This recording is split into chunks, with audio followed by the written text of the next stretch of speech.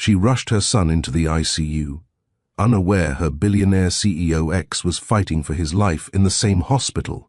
She thought she was racing to save one life.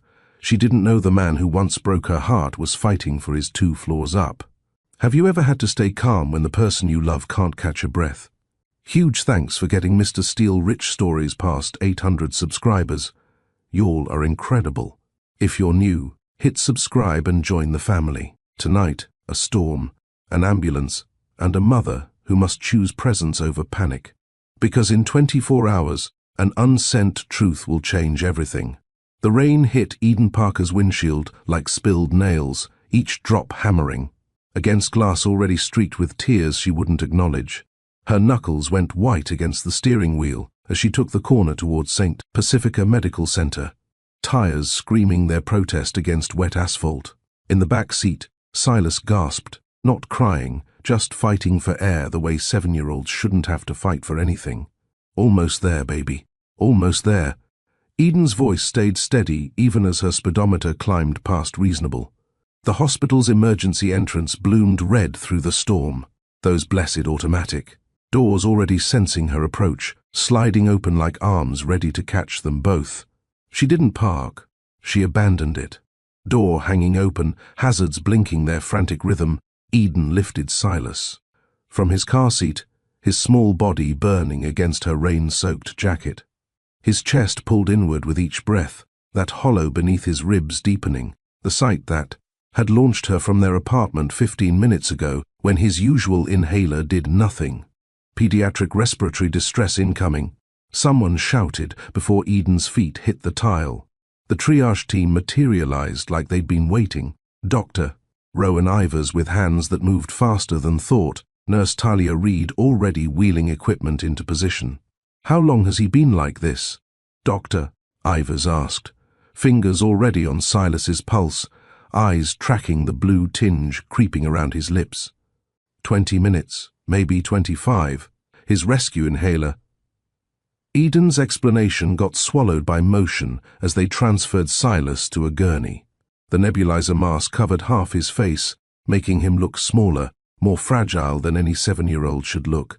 Continuous albuterol, prep for 4 steroids, Dr. Ivers called out, his voice carrying that particular calm that emergency doctors perfect, urgent without panic, swift without chaos. Mum, you're doing great. Stay where he can see you. Eden grabbed Silas's hand, matching her breathing to the rhythm she wanted him to find. Slow in, slower out. The monitors began their electronic symphony, oxygen saturation climbing from dangerous red numbers towards something that loosened the fist around her heart.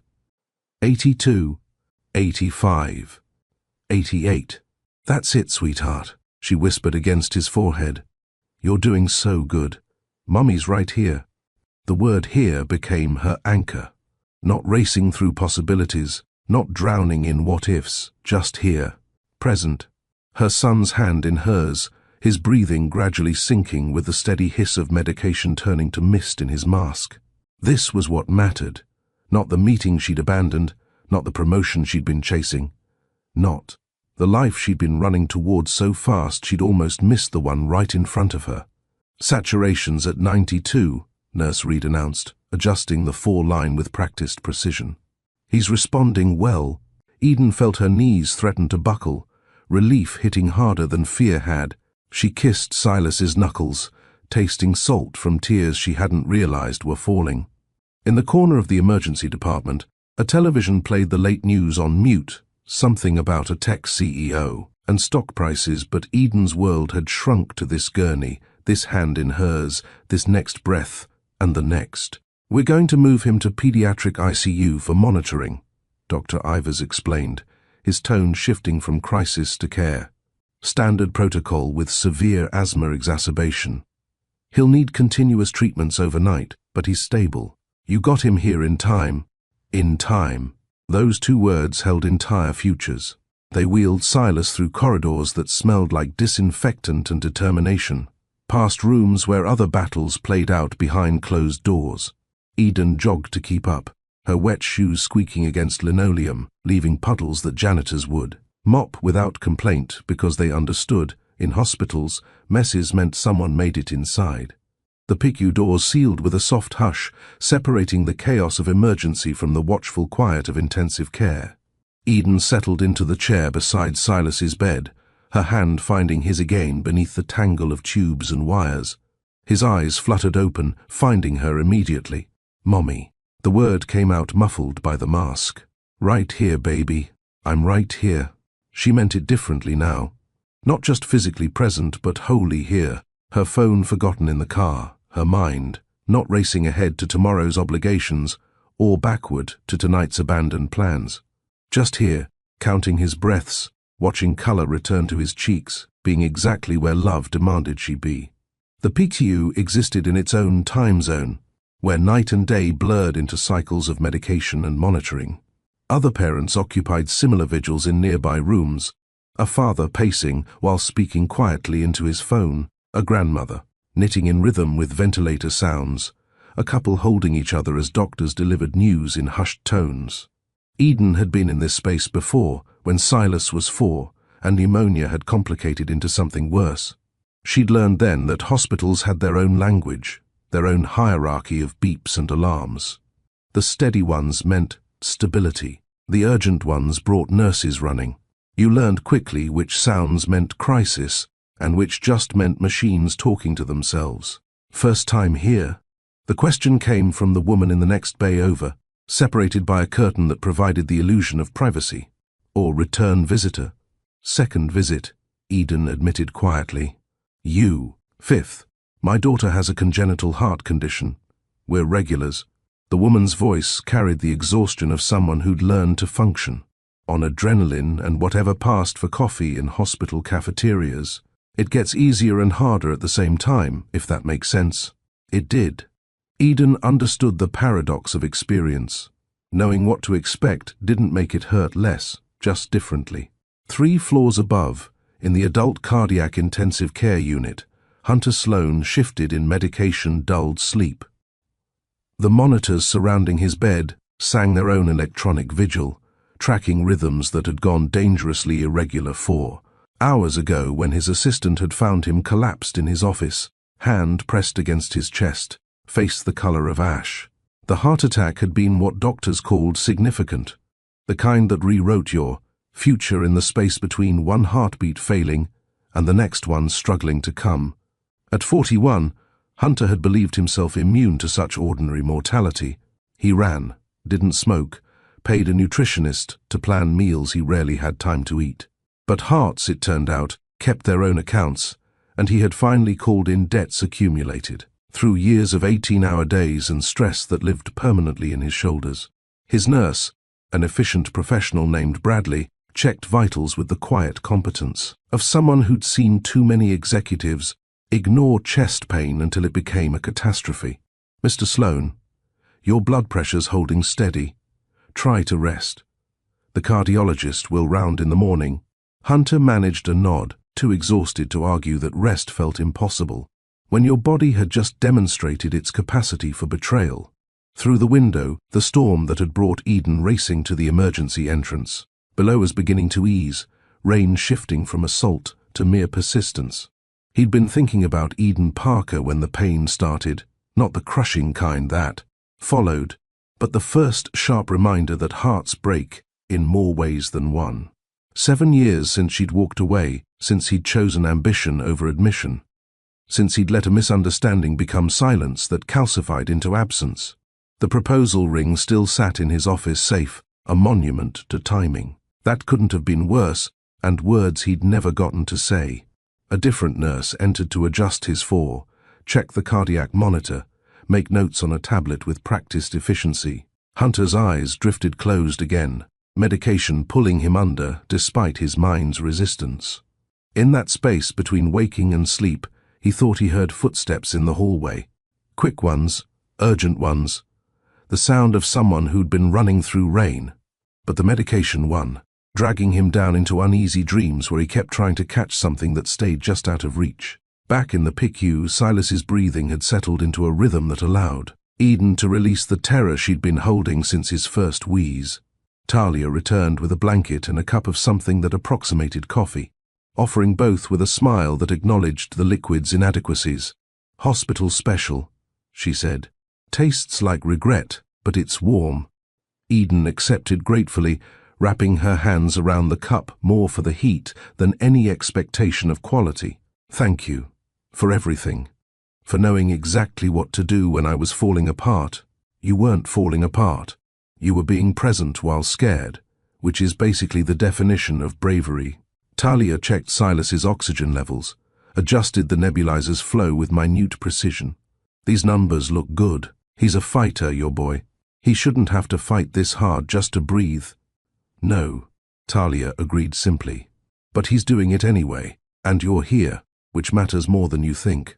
Kids heal faster when they feel safe." After she left, Eden sat in the peculiar silence of the PICU. Not quiet exactly, but filled with purposeful sounds. Ventilators breathing for those who couldn't, monitors tracking hearts that needed watching, the soft conversations of medical staff coordinating care with the efficiency of people who held lives in the balance every shift. She thought about the presentation she'd abandoned mid-sentence, the Singapore client who'd been on the video call when she'd grabbed her keys and run, that promotion she'd been chasing, associate director, better salary, validation that she was, succeeding at the life she'd built from nothing after everything fell apart 7 years ago. It felt distant now, like something that mattered to a different person in a different life. Her phone, still in the car, probably held a dozen messages about consequences and disappointment. But consequences could wait. Disappointment could queue behind the relief of watching her son's chest rise and fall without. That terrible pulling, that hollow space that meant air wasn't reaching where it needed to go. "Mommy." Silas's voice came small and sleepy behind the mask. "Right here, baby. Are we staying here tonight?" "Yes. The doctors want to watch you. Make sure the medicine keeps working." "Okay." He accepted this with the resignation of someone who'd done this before. "Will you stay too?" "I'm not going anywhere." The promise felt sacred, absolute. "You and me, we're a team. Teams stick together." His hand squeezed hers once, twice, then relaxed as sleep claimed him again. Eden watched him in the low light, memorizing the peace on his face now that breathing had stopped being a battle. She thought about all the moments she'd been chasing future security instead of present connection. All the times she'd chosen productivity over this, simply being here, fully here, for the person who needed her most.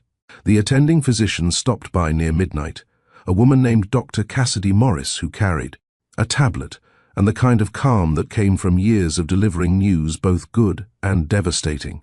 "Silas is responding beautifully to treatment," she said, keeping her voice low to avoid waking him.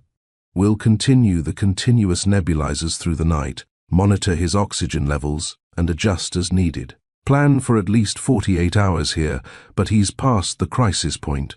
48 hours, Eden repeated, doing math about work obligations and childcare arrangements, and all the logistical complications that came with unexpected hospitalization. Dr. Morris seemed to read her mind.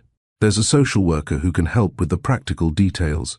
Work notifications, insurance questions, parking passes. Don't try to carry all of this alone." After she left, Eden sat with that instruction. Don't carry it alone. The advice felt foreign, against every instinct she'd developed in 7 years of determined independence. She built a life that didn't require anyone's help, didn't depend on anyone who could leave. Safe, controlled, sufficient, and lonely, if she was being honest in this small hour when truth felt easier than daylight allowed. Above her, separated by 3 floors and 7 years of silence, Hunter Sloan dreamed of rain and proposals. That never happened, and a woman whose name he'd called out in delirium before the EMTs arrived. His heart, damaged but determined, beat its steady rhythm while monitors tracked every pulse, every potential for failure or recovery. Neither of them knew yet that they were in the same building, that the storm had brought them to the same place. At the same time, that the truth Eden had mailed 7 years ago was about to become impossible to avoid. 2 patients, 1 hospital, 1 past that wouldn't stay quiet much longer. Parents, what's one mantra that calms your kid when they're scared? Drop it in the comments. Your words might help another parent racing through their own storm tonight. The chair beside Silas's bed had transformed into Eden's entire universe by 3 in the morning. Her jeans, still damp from the storm, clung uncomfortably to her legs. But moving meant letting go of his hand, and that wasn't happening. The PICU hummed with its particular midnight rhythm, ventilators breathing for those who couldn't, monitors tracking heartbeats. The parents counted like prayer beads, nurses moving through pools of low light with the grace of those who guard sleep. Talia Reid appeared with a blanket and a cup of something that might generously be called coffee. "Hospital blend," she said, with a gentle smile that acknowledged the liquid's crimes against taste. "But it's warm, and warm counts for something at this hour." Eden accepted both offerings, the blanket a small mercy against the air conditioning that kept the unit cold enough to discourage whatever germs hadn't already been defeated by industrial-grade sanitizer. The coffee tasted like burnt hope, but Talia was right. Warm counted for something. "First time in PICU?" Talia asked, adjusting Silas's oxygen monitor with movements so gentle they didn't disturb his finally steady sleep. "Second," Eden admitted. "But last time he was 4. I thought we'd outgrown the severe attacks." Asthma likes to remind us who's in charge sometimes. Talia checked the nebulizer's medication level. "But look at those numbers. Oxygen at 96%, respiratory rate normalizing. He's a fighter." Fighter. Eden studied her son's face, peaceful now behind the mask that had become his lifeline. She'd taught him to fight for grades, for goals, for the future she'd mapped out in achievement markers. But tonight, his body had fought a different battle, one that didn't care about his perfect attendance record or his advanced reading level. A soft knock preceded someone new. A woman with kind eyes and a clipboard that somehow looked non-threatening in her hands. "Eden, I'm Kira Morales, a hospital social worker. Mind if I sit?" Eden gestured to the empty chair, too tired to wonder what forms needed filling at this ungodly hour. Kira settled in with the ease of someone who'd sat vigil in 100 rooms like this. "I'm here for the practical stuff that hurts your head right now. Insurance authorizations, work notifications if you need them, parking validation that actually works. The things that feel impossible when your whole world is in that bed. The kindness of it, the simple acknowledgement that mundane details still existed and someone else could carry them, nearly undid Eden's composure. I left my phone in the car. My boss, God, I just walked out of a client presentation. At midnight?" Kira's eyebrow lifted slightly. Singapore call, time zones. Eden rubbed her temple where a headache had set up residence. "I'm supposed to be landing their account, supposed to be proving I deserve the promotion they've been dangling for 6 months. Supposed to be right here." Kira finished gently. "Your employer is legally required to provide family medical leave. I can draft the notification if you'd like, and handle the paperwork. Let them worry about Singapore, while you worry about what matters." "What matters?" Eden looked at Silas's hand in hers, so small despite how fast he'd been growing. She'd measured his childhood in milestones and achievements, in preparing him for someday. But someday had almost not come, and all those preparations meant nothing, compared to this, being present for the breaths he took right now. "If I could be the medicine," Eden whispered, not really meaning to speak aloud. "If I could just breathe for him." "You are," Kira said simply. "Every parent who stays, who holds on, who shows up. Your medicine these monitors can't measure. He knows you're here. That matters more than you think." In the waiting room visible through the doorway, a television played its hourly news refresh on mute. Stock tickers scrolled across the bottom, weather predictions, something about a local tech company, and executive health concerns. Eden barely registered it, her attention fixed on Silas's steady breathing, on the rise and fall of his chest that no longer looked like labor. Kira made notes, gathered information with questions that barely felt like questions. Anyone we should call, family, friends. Sometimes people want to help but don't know how. "It's just us," Eden said, the truth of it sitting heavy. "Has been for a while. Not by choice exactly, but by the accumulation of choices, working late instead of accepting dinner invitations, choosing productivity over possibility, building a life so carefully controlled that there wasn't room for the mess of real connection. The same careful control that had made her write a letter 7 years ago, instead of having one conversation. The memory surfaced uninvited, rain like tonight, but summer warm. A rooftop restaurant, a ring hidden in Hunter's jacket pocket that she'd felt when she'd borrowed it against the breeze. Joy rose like champagne bubbles until she'd excused herself to the ladies' room, giddy with the yes she'd practiced in mirrors. But another patron had been showing her phone to her companion, and there it was, a gossip. Sight photo of Hunter at a charity gala the week before when he'd said he was in Boston. A woman's hand on his arm, her face turned away, but her body language suggesting intimacy. The headlines speculating about the tech world's most eligible bachelor finally being caught. Eden had stared at that photo until her eyes burned, doubt spreading like spilled wine across white cloth. When she'd returned to the table, the ring never appeared. Hunter had seemed distracted, checking his phone, mentioning a crisis with investors, and Eden had smiled and nodded and felt the eyes die in her throat. The letter she'd left with his building's front desk that night had been precise in its pain. Explanation and goodbye wrapped in words that didn't convey how much it cost to write them. Clean break, she'd told herself. Better to leave with dignity than wait to be replaced. The second letter, mailed 3 weeks later when the pregnancy test turned positive, had been harder. She'd sent it to his office, marked personal and confidential, with her new address and phone number included. Waited 3 months for any response, a call, a letter, even just acknowledgement that he'd received it. Silence had been her answer. She'd moved forward then, built a life that didn't include space for Hunter Sloan or the future they'd almost had. Focused on Silas, on work, on proving she could do this alone because alone was all she had. Eden? Doctor. Ivers appeared in the doorway, pulling her back to now. Good news. Silas is responding beautifully to treatment. We'll keep him on continuous nebulizers through the night, 4 steroids to reduce inflammation. Plan for at least 48 hours here, but he's turned the corner. 48 hours. In her other life, the one from yesterday, that would have meant catastrophe. Missed meetings, lost opportunities, the Singapore deal definitely dead. But sitting here with Silas's pulse steady under her fingers, those concerns felt like artifacts from someone else's priorities.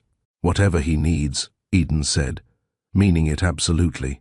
Dr. Ivers smiled, the expression of someone who'd seen parents rearrange their entire existence in these chairs. He needs rest, medication, and time. And you being here, that's medicine too. Kids heal faster when they feel safe. Safe. Eden thought about all the ways she'd tried to create safety through control, through planning, through never depending on anyone else. But real safety, she was learning, might be simpler. A hand holding yours when breathing gets hard, someone who stays even when machines do the work. Love that shows up without conditions or qualifications. Kira left forms and gentle instructions, promising to return in the morning with parking passes and official letters that would make Eden's absence acceptable to people who measured worth in billable hours. Talia brought another blanket and didn't mention the tears that had finally come, silent and necessary, as the rain was still falling outside.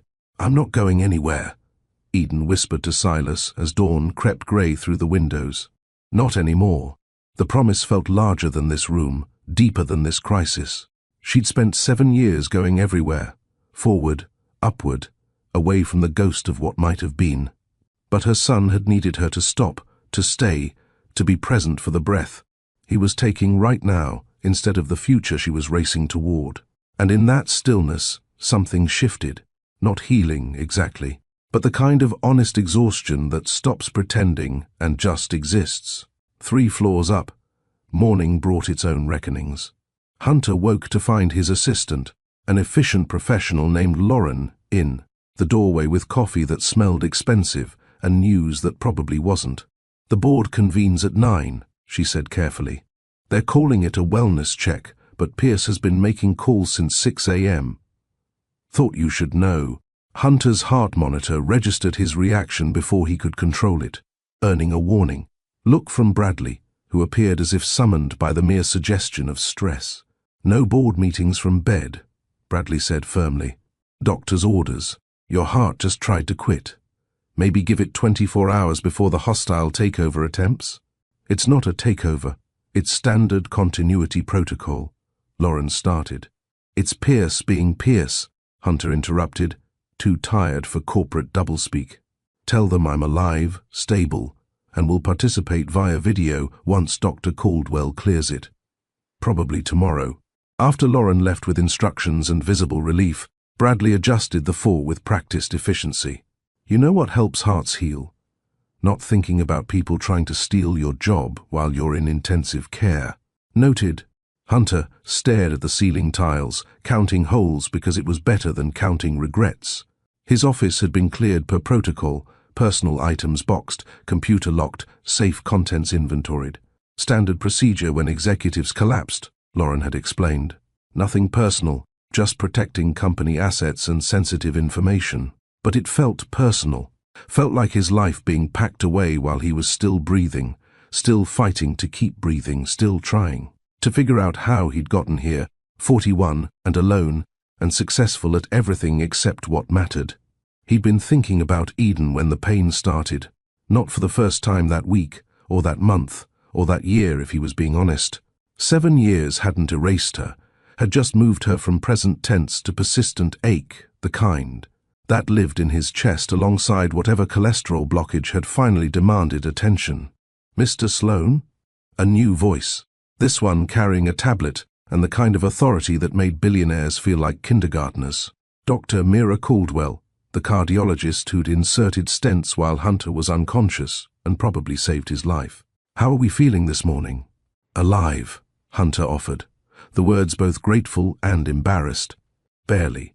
And only because your assistant had the good sense to call emergency services when you insisted you just needed aspirin." "Doctor." Caldwell pulled up his cardiac readings on the bedside monitor.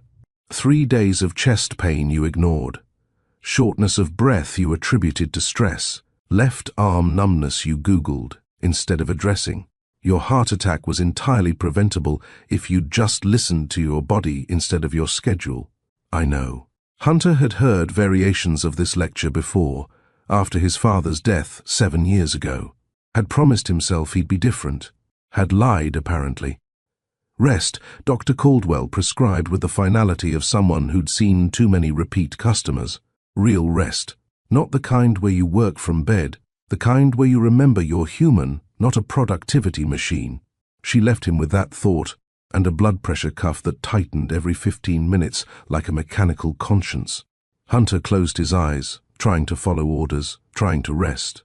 But his mind kept circling back to the same place it had been when his heart decided to object. To Eden, to the letter she'd left, to the proposal he'd never given, to 7 years of wondering where she'd gone and why. His phone, confiscated by Bradley but visible on the side table, held 7 years of dead-end searches.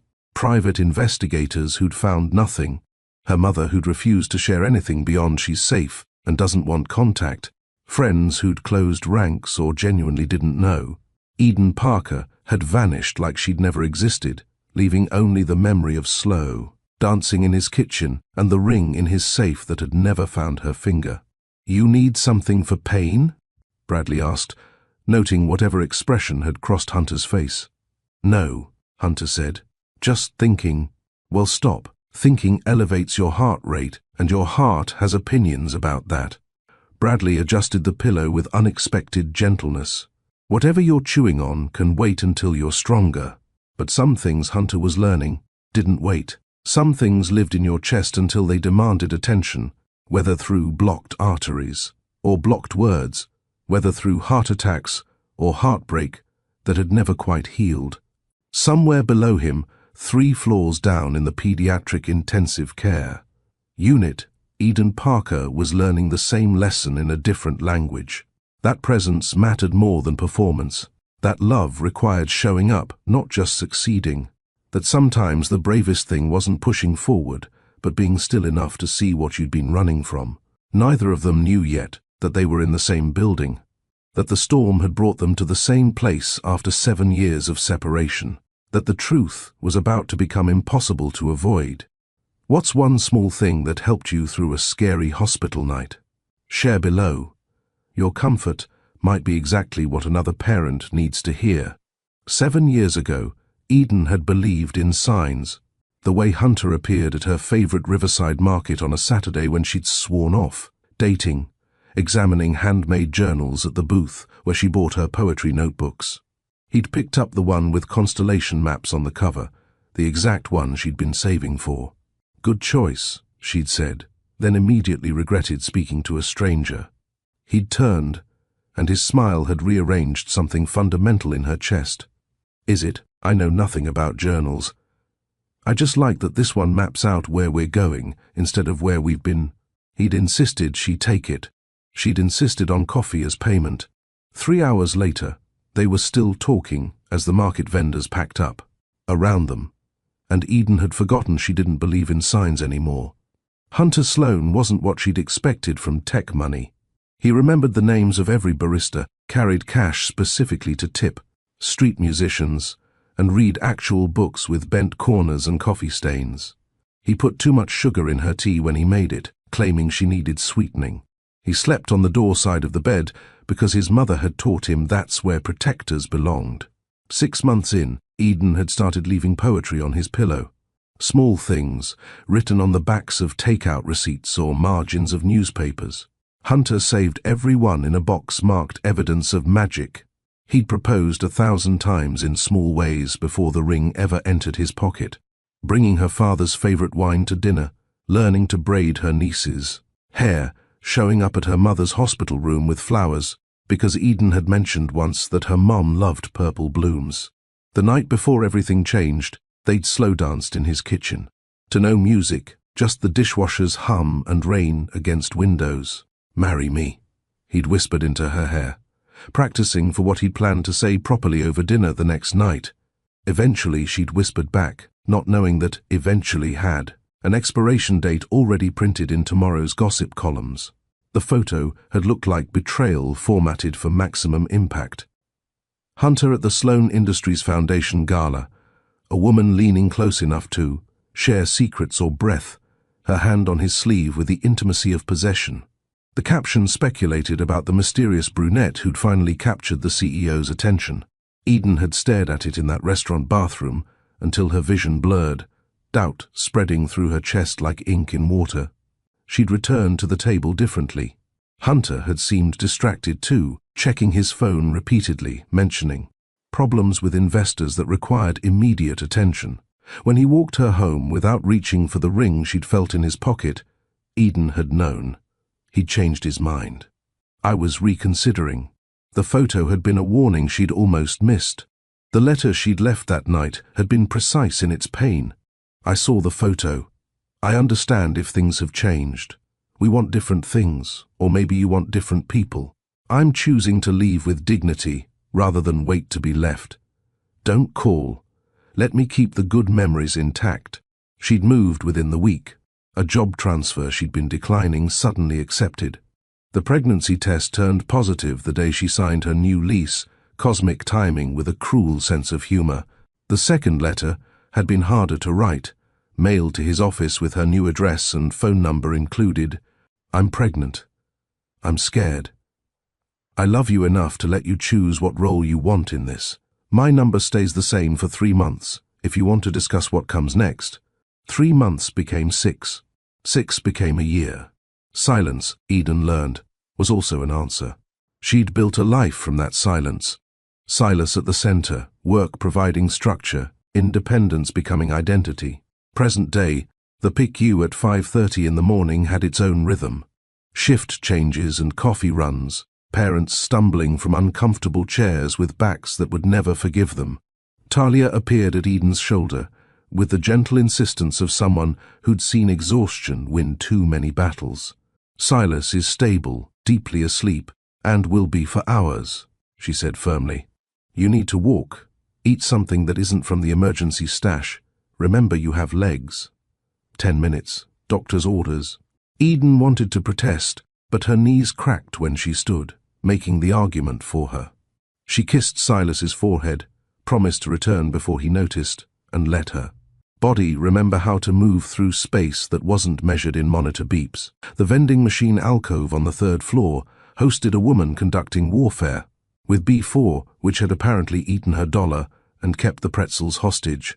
She had a way of tilting her head when frustrated that struck Eden as familiar, though she couldn't place why. If you shake it from the left side, sometimes it takes pity, Eden offered. The woman turned, revealing sharp features and eyes that carried both intelligence and current exhaustion. Or I could just admit the universe doesn't want me to eat hospital pretzels at dawn. She gave the machine one more futile shake. Though the granola bars in C3 sometimes work, they taste like cardboard and regret, but they're reliable. Eden fed the machine $2, pressed C3. The granola bar dropped obediently. Peace offering from one exhausted family member to another. Nova, the woman said, accepting the bar with a tired smile. And thank you. My brother's upstairs doing his best impression of someone who didn't ignore chest pain for 3 days. Apparently running a company doesn't make you immortal. Who knew? The granola bar turned to concrete in Eden's throat. Something about the phrasing, the situation, the floor they were on. Your brother, Hunter Sloan, maybe you've heard of him, tends to make headlines when he's not busy having heart attacks in his office. Nova unwrapped her bar, took a bite, made a face. God, these really are punishments. Someone in hospital procurement hates joy. Eden's legs suggested sitting. The floor looked reasonable. But she stayed standing through pure will, the granola bar now a prop in a performance of normal conversation. Will he be okay? Doctors say yes if he actually listens to them, which, knowing Hunter, means hiring someone to listen for him while he ignores their advice from his hospital bed. Nova's laugh held more worry than humor. 7 years since our dad's heart attack. You'd think he'd have learned something about slowing down, but he just ran harder, like he could outpace mortality with enough productivity. 7 years. The number landed like a stone in still water, ripples spreading through Eden's chest. Hunter's father had died 7 years ago, the week after she'd left, based on that timeline. She'd seen the obituary, had written a sympathy card she'd never sent, afraid any contact would suggest she wanted something or that her leaving had been negotiable. I'm sorry, Eden said, meaning more than Nova could know. About your dad, about your brother, about all of it. Nova studied her with eyes that seemed to see more than Eden wanted visible. You know, it's strange.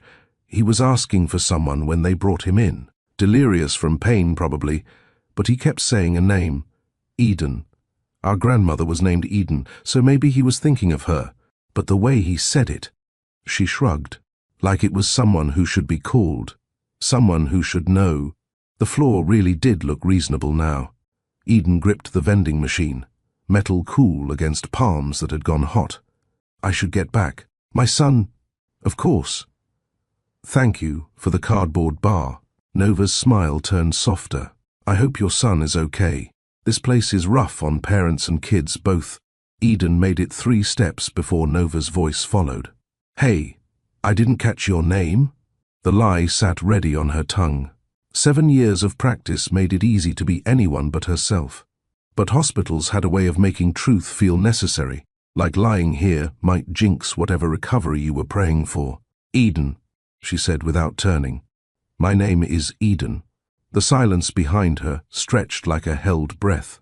Then footsteps, quick ones, but Eden was already moving, already walking, in the urgent way that wasn't quite running but suggested an emergency. Back through doors that locked behind her, back to Silas's room where monitors promised he was safe, stable, still hers to protect.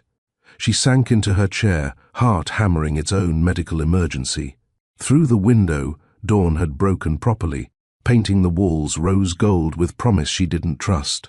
Somewhere above her, Hunter Sloan was recovering from a heart attack, asking for someone named Eden in his delirium, someone who'd been 3 floors down all night, holding another piece of his history he didn't know existed. Nova would tell him. Of course she would. The stranger by the vending machine named Eden the way she'd fled, the granola bar abandoned on the nearby surface like evidence. Silas stirred, his hand seeking hers even in sleep. Eden held on. anchoring herself to this moment, this child, this life she'd built from. Silence and strength, and the absolute certainty that some doors needed to stay closed. But hospitals, she was learning, didn't respect closed doors. They brought people together in crisis, forced proximity when distance had seemed safer, made truth inevitable when avoidance had been the entire strategy. Her phone, retrieved from the car by a kind nurse during shift change, showed 17 messages. Her boss, her mother, 2 friends she'd been meaning to call back for weeks. All of them suddenly felt distant, irrelevant compared to the reality that Hunter Sloan was 3 floors above her. Hunter, who'd looked for her. Nova's casual mention of their father's death 7 years ago had reframed everything. He'd been grieving when she left, had probably been distracted at that dinner because he'd just lost his father, not because he was losing interest in her, and she'd run instead of asking. Had written letters instead of having conversations, had assumed the worst because assuming the worst meant she controlled the ending, controlled the hurt, controlled everything except the truth. Kira appeared with coffee and something wrapped in paper that might be a muffin. "You look like you've seen a ghost." "Maybe I have," Eden said quietly. "Or maybe I just realized I've been running from one for 7 years. Want to talk about it?" Eden looked at Silas, at the peaceful rise and fall of his chest, at the son who'd never met his father because she had been too proud to follow up on an unanswered letter, too scared to try again when silence was her only response. "Hunter Sloan is upstairs," she said, "in cardiac ICU. Had a heart attack a few hours before I brought Silas in." Kira's eyes widened slightly. "Hunter Sloan, as in Sloan Industries? The tech billionaire? As in the man I left 7 years ago? The man I sent a letter to about being pregnant? The man whose father died right after I left, which I didn't know because I was too busy running to look back?" Eden's hands shook around the coffee cup.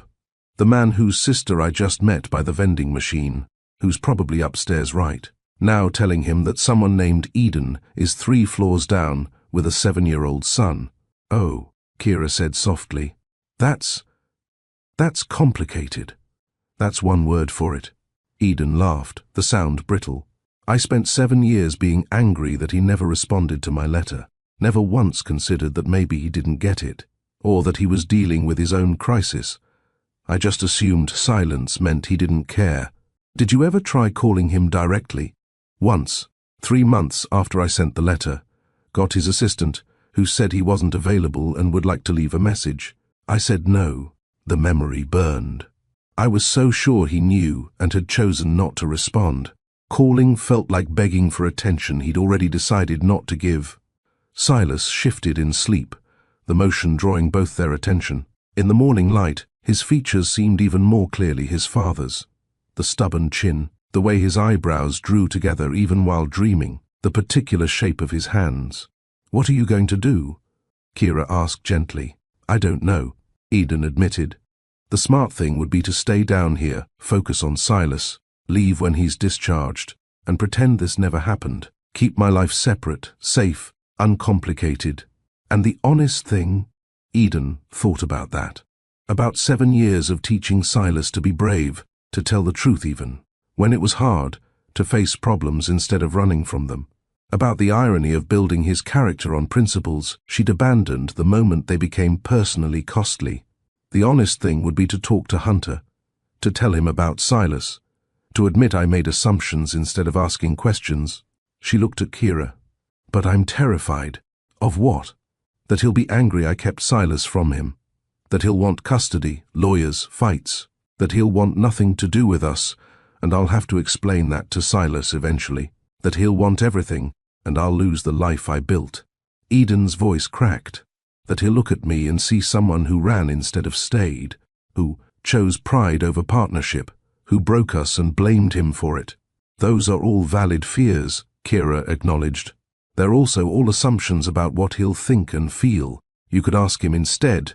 Eden looked toward the doorway, toward the elevators that could take her up 3 floors to the adult cardiac ICU, to conversations that would change everything. Again. Not now, she decided. Not while Silas is sick. Not while I'm exhausted and Hunter's recovering from a heart attack. But maybe when things are calmer, when I can think straight and he can process without machines tracking his stress levels. That's fair, Kira said. Just don't wait 7 more years to have the conversation. After she left, Eden sat with her choices, past and potential future. Somewhere above, Nova was probably telling Hunter about the vending machine encounter, and Hunter was probably doing the same math Eden had done, the same recognition, and realization and reckoning with 7 years of silence. Some storms, Eden thought, don't end when the rain stops. Some storms just wait, gathering strength for the moment when avoiding them becomes impossible. Would you have confronted him back then, or walked away? Drop your thoughts below.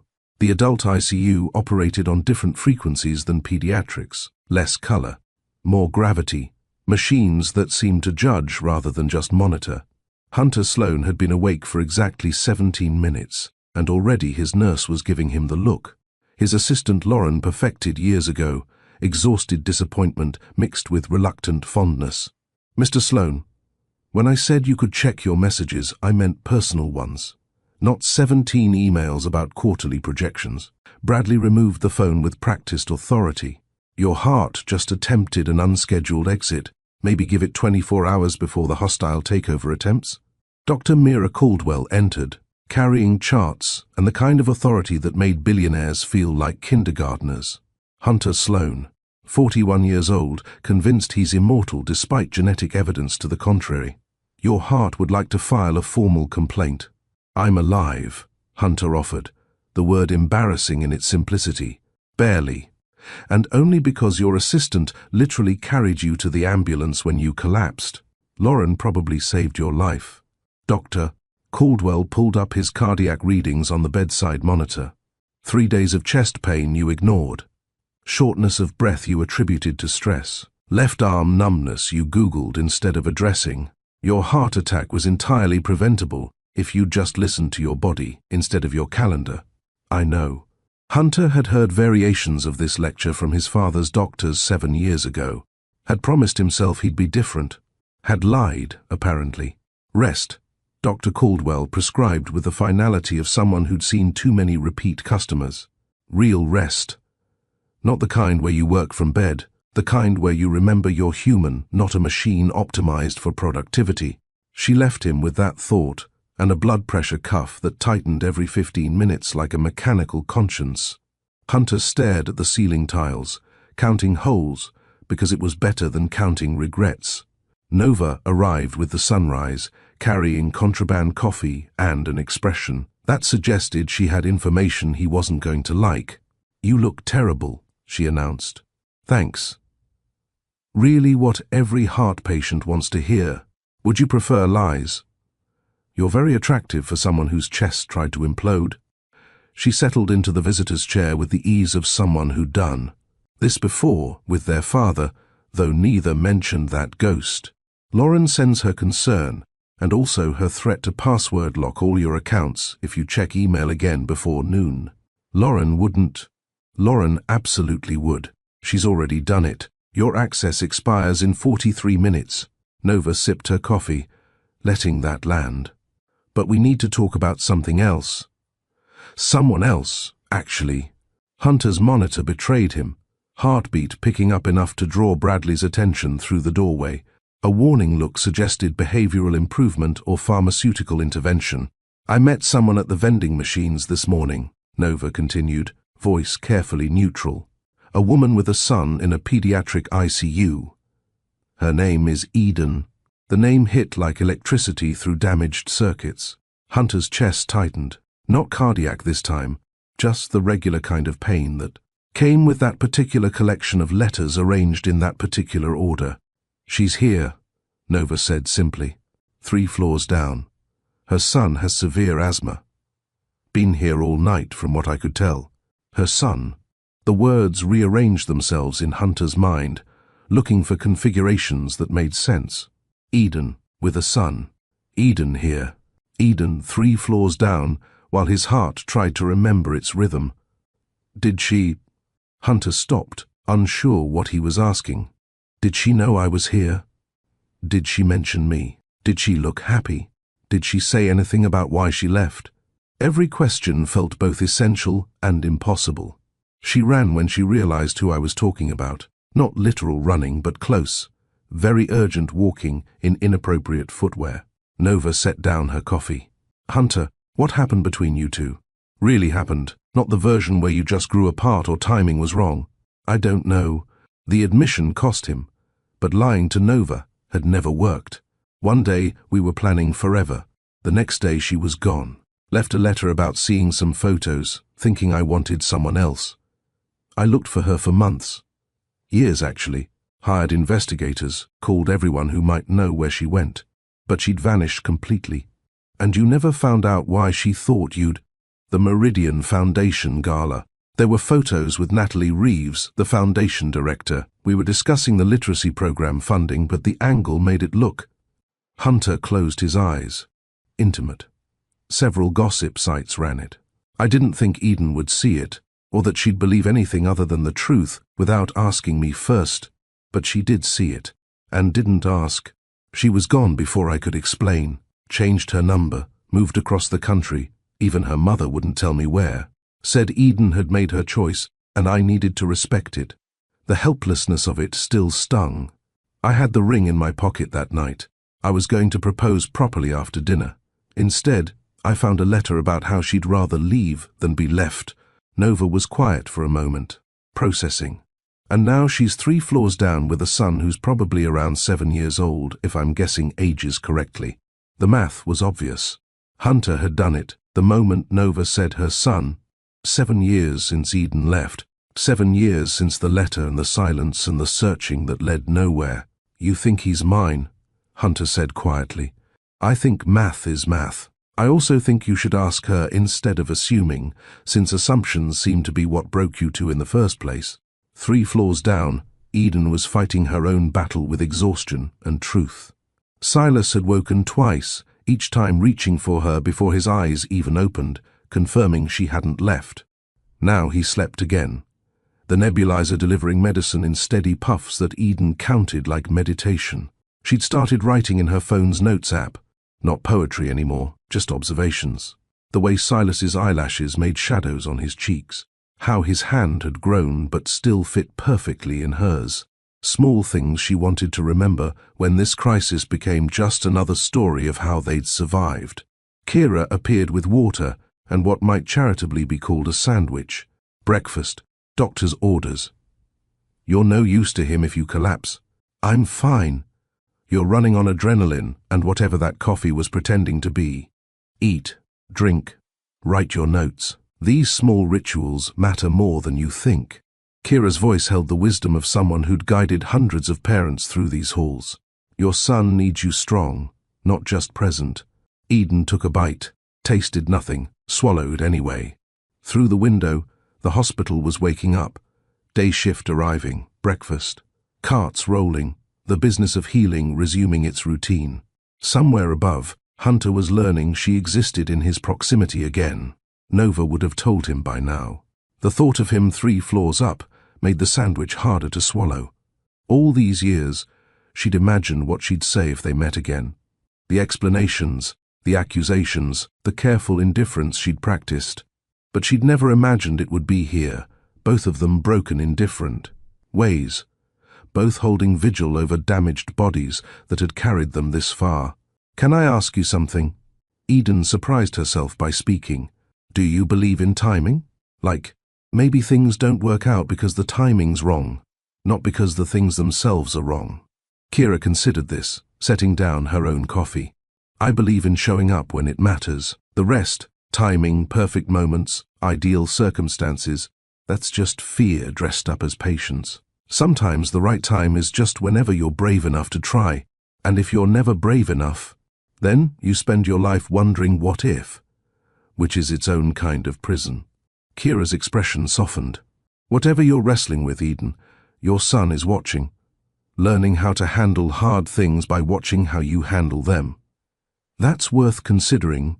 After she left, Eden sat with that observation. Silas was always watching, always learning. She'd taught him to face his fears about needles, about hospitals, about breathing treatments that helped but felt scary. Had taught him that being brave didn't mean not being afraid. It meant doing the hard thing anyway. And here she was, too afraid to take an elevator 3 floors up and have a conversation 7 years overdue. Back upstairs, Hunter was having his own philosophical discussion with Nova, though. His heart monitor kept interrupting with opinions about his blood pressure. "You could go see her," Nova suggested. "Just talk. Like adults who used to care about each other. I can barely walk to the bathroom without Bradley threatening sedation. Besides, what would I say? Sorry I let you think I was cheating. Also, why didn't you tell me about the child who's probably mine? You could start with hello. Work your way up from there." Hello. Hunter tested the word, found it insufficient for 7 years of silence. "Hello, I'm sorry. I never stop thinking about you, by the way. Do I have a son?" The monitor's alarm cut him off, bringing Bradley on a run.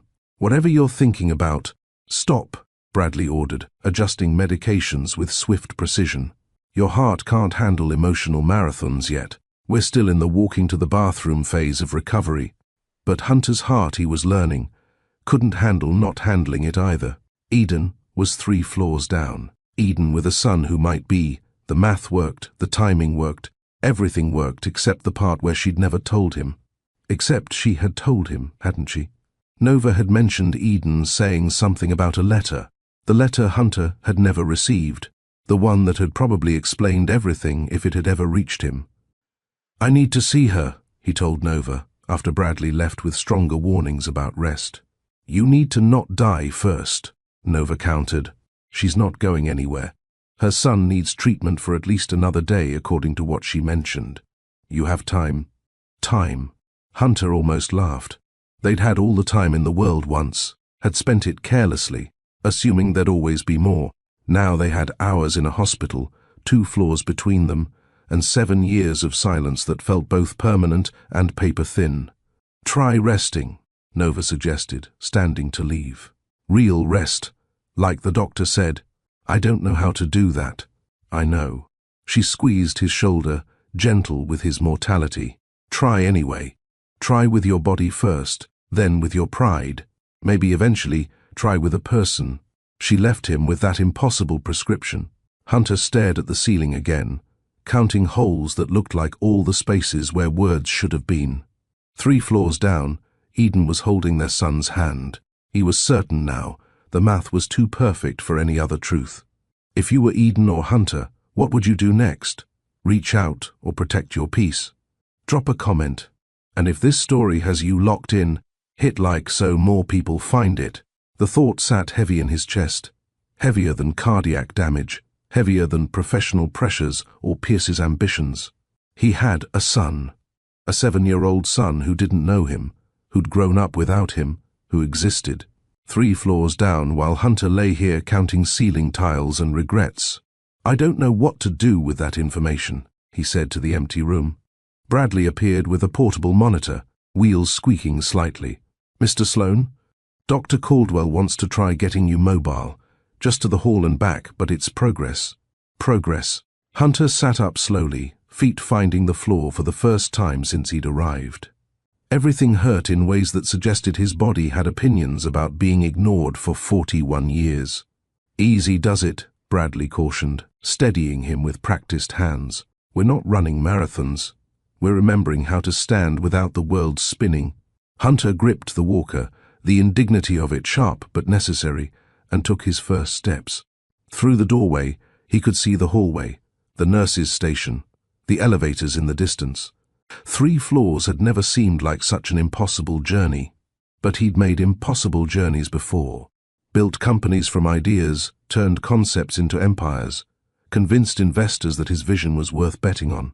Surely he could manage 3 floors and a conversation. "Where to?" Bradley asked, probably already knowing the answer would be back to bed because that was the only approved destination. Hunter looked at the elevator, at the possibility it represented. How long until I can actually go somewhere? Not escape, just visit someone on another floor. Bradley followed his gaze, understanding dawning. Officially, not until tomorrow at earliest, and only if your numbers stay stable. Unofficially, He lowered his voice. Love is good medicine, but only if it doesn't spike your blood pressure into dangerous territory. So maybe start with a phone call instead of an expedition. A phone call. Hunter hadn't considered that option.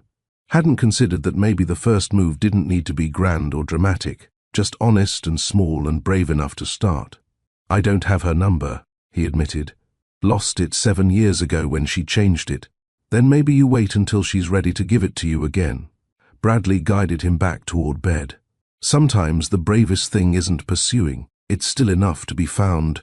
Hunter settled back against pillows, exhausted from 30 feet of walking, from the weight of revelations, from 7 years of running toward everything except what mattered. Being still felt foreign, uncomfortable, like wearing someone else's skin. But maybe that was the point. Maybe he'd been wearing the wrong skin for 7 years, the CEO skin, the productivity skin, the armor that kept him moving but never arriving. Maybe it was time to try something different.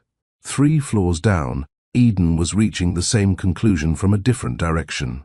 That running had gotten her nowhere except alone. That pride had cost more than it protected. That maybe, just maybe, it was time to stop performing strength and start practicing honesty. Mummy. Silas's voice became soft and sleepy. You look sad. Just thinking, baby. About what? About your father, she wanted to say. About the man 3 floors up who doesn't know you exist. About 7 years of choices that seemed right at the time but looked different in hospital light. About how brave you are, she said instead, which was also true. And how I want to be as brave as you. Silas smiled, the expression sweet and trusting. You are brave. You brought me here when I couldn't breathe. That's super brave. That's different. That's easy bravery. When someone you love needs help. What's hard bravery? Eden thought about that. About elevators and conversations and admitting you were wrong. About letting people see you fail and asking them to choose you anyway. Hard bravery, she said slowly, is doing the right thing even when you're scared of what happens next. Like telling the truth even when you might get in trouble. Exactly like that. Silas nodded sagely, as if this made perfect sense to his 7-year-old logic. Then you should do that, Mummy. The hard, brave thing. Because that's what you always tell me to do. From the mouths of children, Eden thought, came the wisdom adults spent lifetimes avoiding. The family lounge on the 3rd floor existed in perpetual twilight, fluorescent bulbs, trying their best against grief and exhaustion that absorbed light like black holes. Eden sat in the corner furthest from the door, sketchbook open to a page where she'd been drawing maps of nowhere. 2 dots, 1 line between them, over and over, until the paper threatened to tear. She'd left Silas sleeping, stable, his numbers perfect enough that Talia had practically pushed her out. 15 minutes, minimum. Walk, breathe. Remember, you're a person, not just a parent. But being a person felt dangerous here, in this building where her past had taken up residence 3 floors above her present. The door opened softly. Eden knew without looking.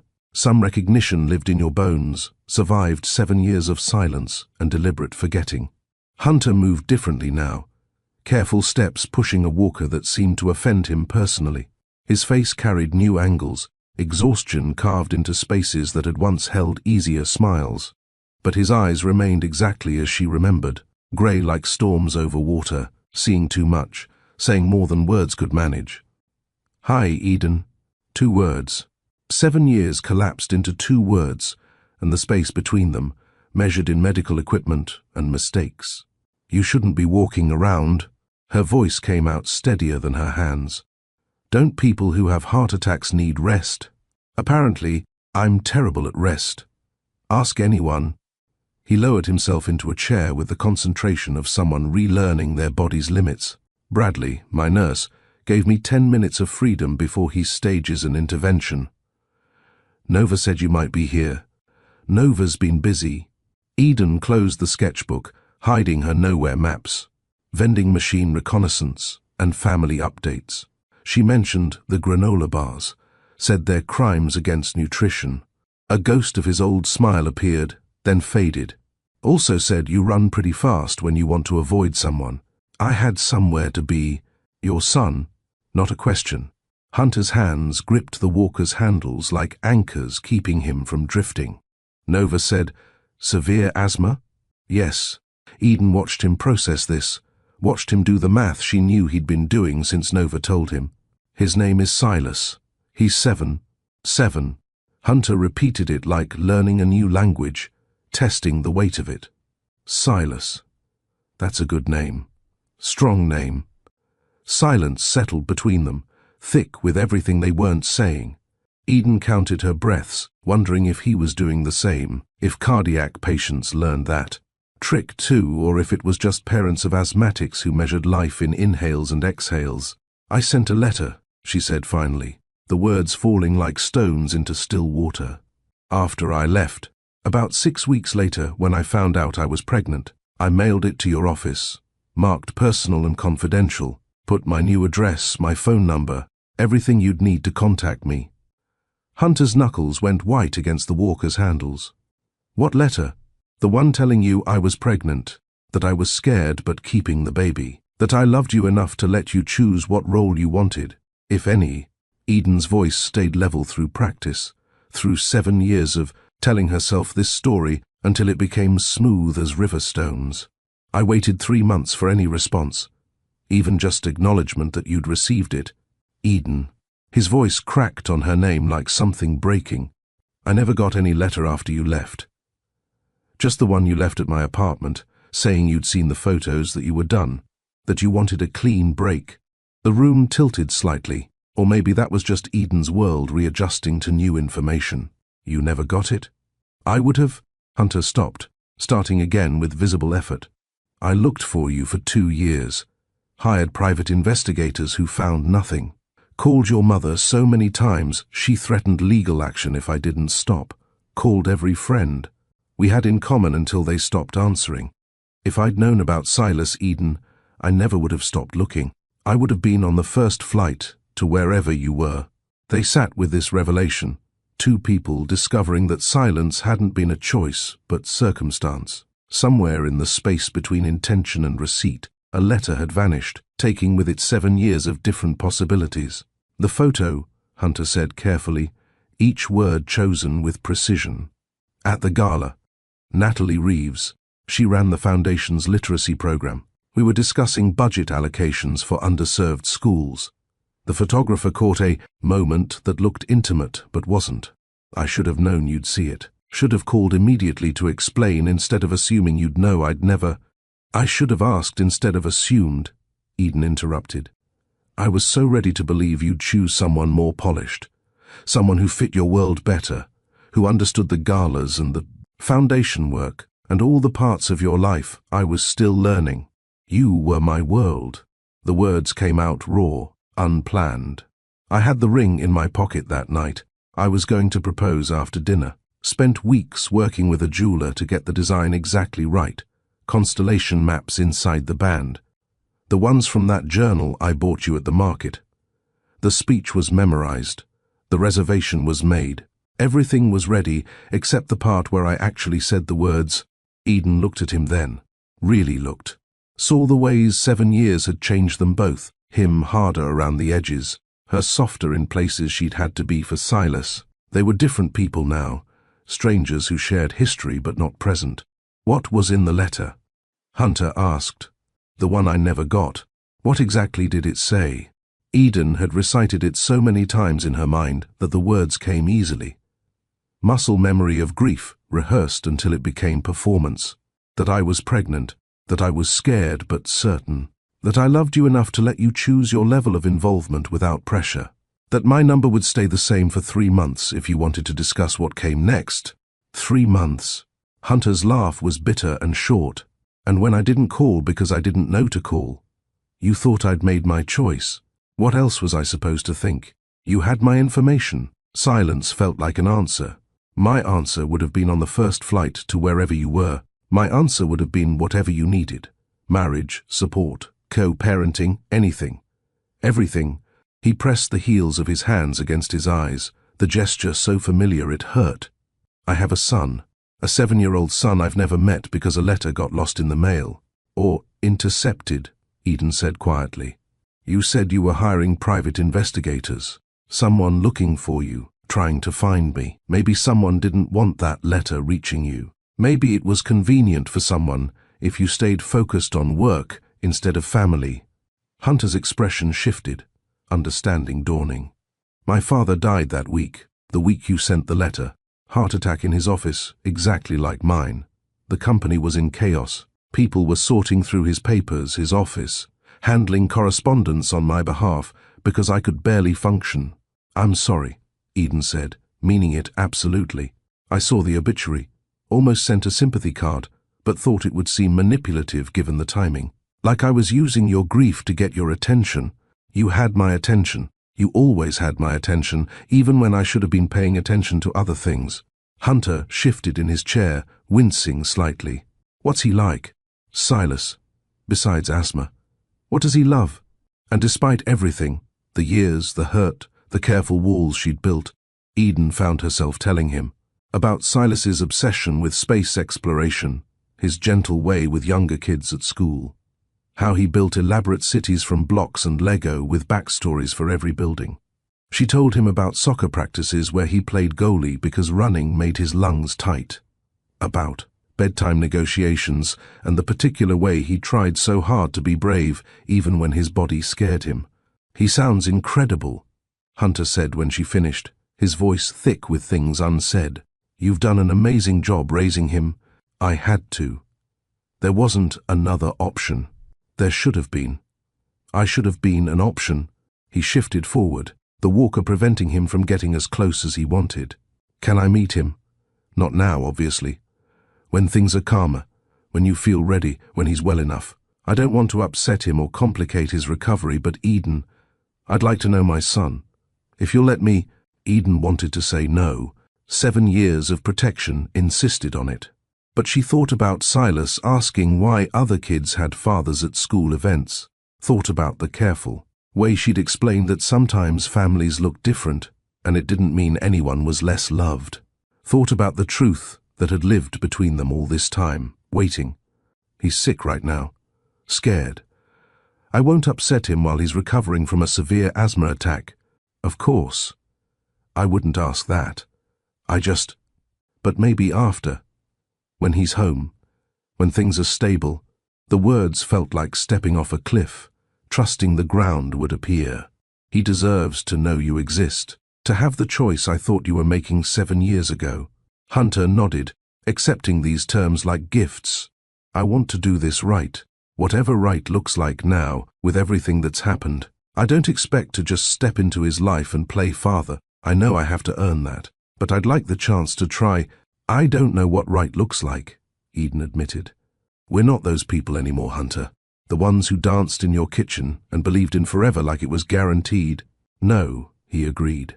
But maybe we can be people who figure out how to share a son, how to give him what we didn't have, the whole truth, even when it's complicated, even when it means admitting we both made mistakes. Bradley appeared in the doorway, looking disapproving in that particular way healthcare professionals perfected. Mr. Sloan, your 10 minutes became 25. Dr. Caldwell is about to send security to find you. Hunter stood carefully, the walker a reluctant necessity. Eden, thank you for telling me, for letting me tell you my side. For Silas, even though I wasn't there for you. For him, she watched him move toward the door. This man who'd been mythology for 7 years now made real and fragile and sorry. Hunter, he turned, hope and hesitation warring on his face. Get better. Whatever happens next, you need to get better first. Silas needs. She stopped, corrected herself. We need you to be healthy. For whatever comes next, I will, he promised. I have reasons now, better reasons than quarterly earnings and market share. After he left, Eden sat in the empty lounge, sketchbook still closed, nowhere maps hidden from view. Everything had shifted in 25 minutes, the story she'd told herself. The anger she'd nursed, the certainty that Hunter had chosen absence. A lost letter, such a small thing to reshape 7 years of assumptions. She returned to Silas to find him awake, reaching for water with hands. That still looked too small for all the bravery they'd shown. His color was good, breathing easy without the nebulizer for the first time since they'd arrived. "Mummy, you look different," he observed, with the clarity of children who saw things adults tried to hide. "Different how?" "Less scared. More like you look when you figure out a hard project." He accepted the water cup she offered, drinking carefully. "Did you figure something out?" "Maybe," Eden said, settling beside him. "Baby, I need to tell you something important about our family." Silas set down the water, his expression going serious the way it did when he sensed big conversations coming. "Am I in trouble?" "No, sweetheart. Nothing like that." Eden took his hand, anchoring herself to this moment. "You know how you've asked about your dad? Why is he not around? You said he didn't know about me, that sometimes grown-ups have communication problems." "Right. Well, he's here, in this hospital. He had a health problem too, and he's upstairs getting better." Eden watched Silas process this, his face cycling through confusion and hope and fear. "And he wants to meet you, when you're feeling stronger. If you want to meet him, did you see that twist coming? Be honest. Drop your reaction below." Silas was quiet for a long moment, his breathing staying steady but his hand tightening in hers. "Does he want to be my dad, or just meet me once?" The question broke Eden's heart clean through. "I think he wants to try being your dad, to know you and be part of your life. But we'd have to figure out what that looks like together. You, me, and him. What if I don't like him, or he doesn't like me? Then we figure that out too. But Silas, I think you'll like each other. He's smart like you, ask lots of questions like you, and he's learning to be brave about his health problems, just like you're learning." Silas nodded slowly, accepting this with the gravity of someone making important decisions. "Can I think about it? Meeting him?" "Of course. Take all the time you need. He's not going anywhere. He wants to get to know you however works best for you." "Okay." Silas settled back against his pillows, exhaustion creeping back in. "Mommy, are you scared?" "Terrified," Eden admitted honestly. "But you're doing it anyway. The hard, brave thing." "Yeah, baby. I'm doing it anyway." "Good," Silas said, his eyes drifting closed. "That's what you always tell me to do." Eden sat holding his hand as sleep claimed him again, feeling the weight and possibility of what came next. Upstairs, Hunter was making it back to his room, probably facing similar questions. From Nova, about bravery and choices and whether some risks were worth taking. Two truths now lived in the same building, 3 floors apart, but no longer separated by silence. Tomorrow would bring decisions, complications, probably more tears that weren't entirely happy. But tonight, Eden held her son's hand and let possibility exist without trying to control its shape. Hunter's hospital room had transformed into an impromptu boardroom by Tuesday morning, despite Dr. Caldwell's explicit prohibition against exactly this scenario. Lauren had arrived with laptops and apologies, followed by Pierce Donovan, Sloan Industries. Koo and the man who'd been circling Hunter's position since the ambulance doors closed. "We understand your need for recovery," Pierce said with the kind of smoothness that suggested rehearsal in front of mirrors. "But the board has a fiduciary duty to consider. Leadership continuity in moments of crisis affects shareholder confidence, market stability. I had a heart attack, not a stroke that impaired my cognitive function." Hunter's monitor beeped its disapproval of his blood pressure climbing. "The company can survive 3 days without me micromanaging every decision." Pierce's smile didn't reach his eyes, never had in the 12 years he'd been angling for the top position. "Of course, though the Singapore expansion requires executive signatures by Friday, and the investors are already nervous about your health situation. Perhaps a brief video conference to reassure stakeholders that leadership remains strong?" Nova appeared in the doorway like divine intervention, wearing designer shoes, carrying coffee that smelled expensive and judgment that looked free.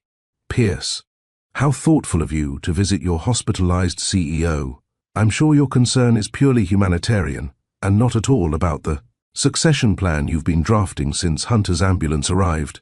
Nova, always a pleasure to see the family taking such an active interest in company affairs." Pierce gathered his briefcase with practiced dignity, retreat disguised as courtesy. Hunter, we'll table this conversation until you're feeling stronger. Lauren has the essential documents when you're ready. After he left, Nova settled into the chair with the territorial confidence of someone who earned her place through years of calling out exactly this kind of corporate maneuvering. He's already drafting press releases about temporary leadership transitions. Thought you should know before you read about your own diminished capacity in the Wall Street Journal. Hunter's chest tightened. Not cardiac this time, just the regular panic of watching vultures circle while you're still breathing. How temporary is temporary in Pierce's version? Permanent if you die, obviously.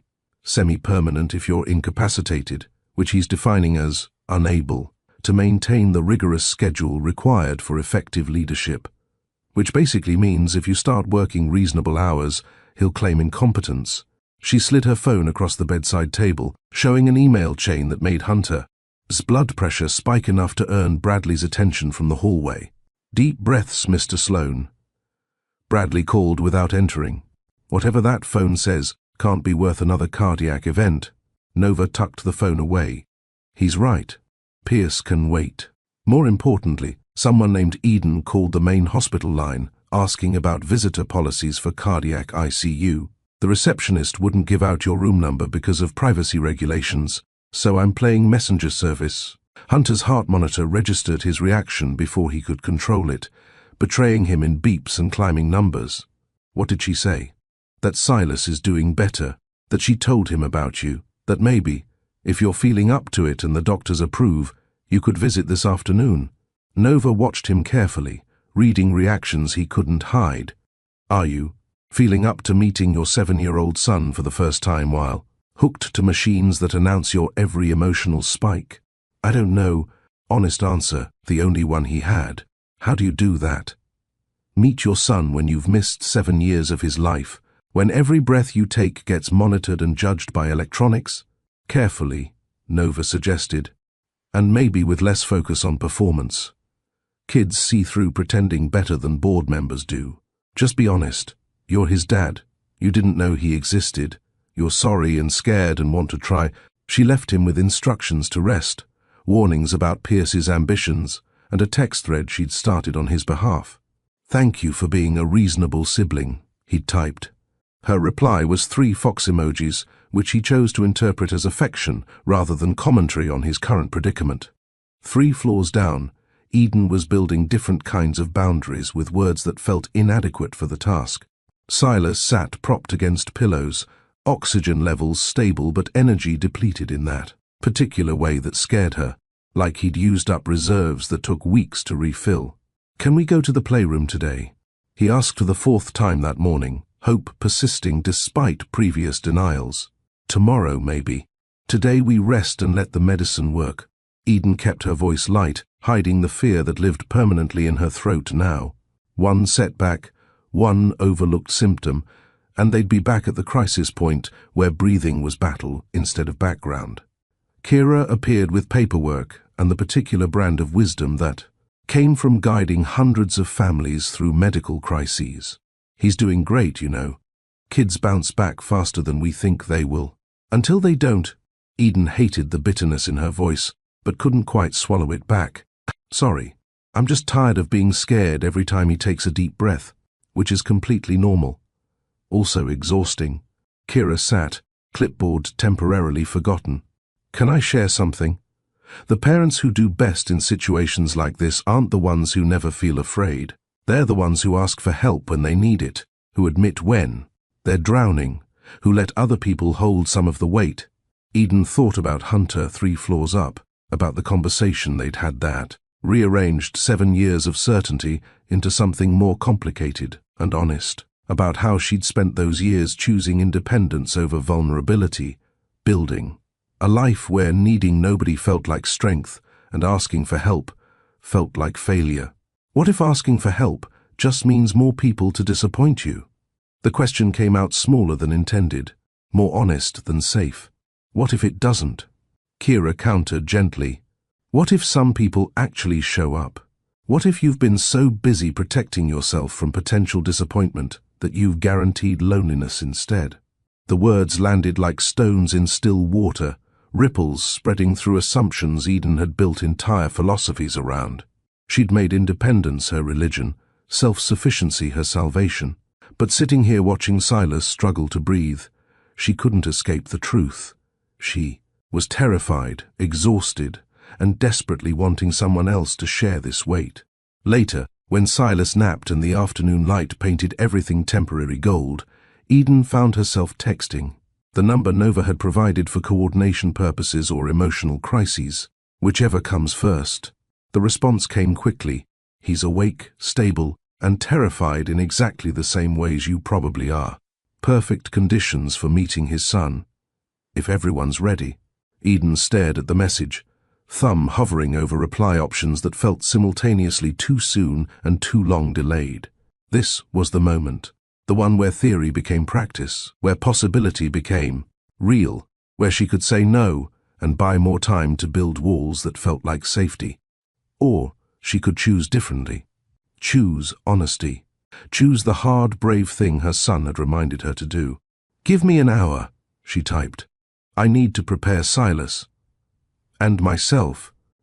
What lesson is this pointing to? Presence, communication, or courage? Comment your guess. And if you're new here, subscribe to Mr. Steele Rich Stories. We drop powerful, true-to-life stories weekly. Upstairs, Hunter was having his own preparation conversation with Bradley, who'd been tasked with making him presentable for fatherhood while maintaining medical protocols. "You can't take the 4 out," Bradley said firmly, anticipating arguments. "Or the heart monitor. Or pretend you're not recovering from a major cardiac event just because you want to make a good impression. So I'm meeting my son while looking at a science experiment. Great first impression. You're meeting your son while taking care of yourself, which is actually a better impression than pretending to be fine when you're not." Bradley adjusted the portable monitor with practiced efficiency. Kids care less about tubes and wires than you think. They care about whether you're paying attention, whether you're honest, whether you show up. Everything else is just scenery. Show up. The phrase had been haunting Hunter for days now, ever since Eden said it in the family lounge. He'd spent 7 years being productive, efficient, successful, everything except present, and it had cost him everything that mattered. His phone buzzed with Eden's message, "Silas wants to meet you." But slowly, carefully. He's fragile right now, physically and emotionally. "Can you do it slowly and carefully?" Hunter typed back with hands that trembled slightly. "I can try.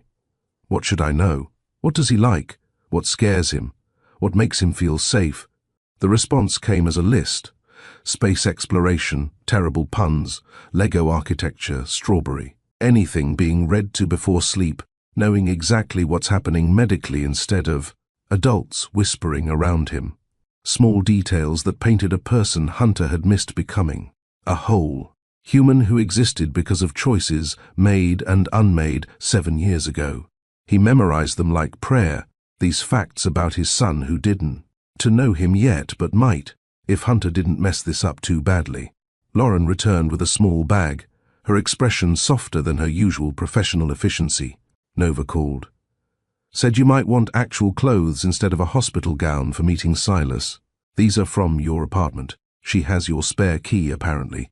She's used it before when I was traveling and needed something delivered." Hunter accepted the bag gratefully, finding clothes that didn't advertise his patient status quite so obviously. "Thank you for everything. For literally saving my life by calling the ambulance when I insisted I was fine. You weren't fine. You were grey and clutching your chest and trying to finish an email." Lauren's voice carried the weight of that memory. "I've worked for you for 6 years, Hunter. This is the first time I've seen you put something personal ahead of the company. It's good. Keep doing it."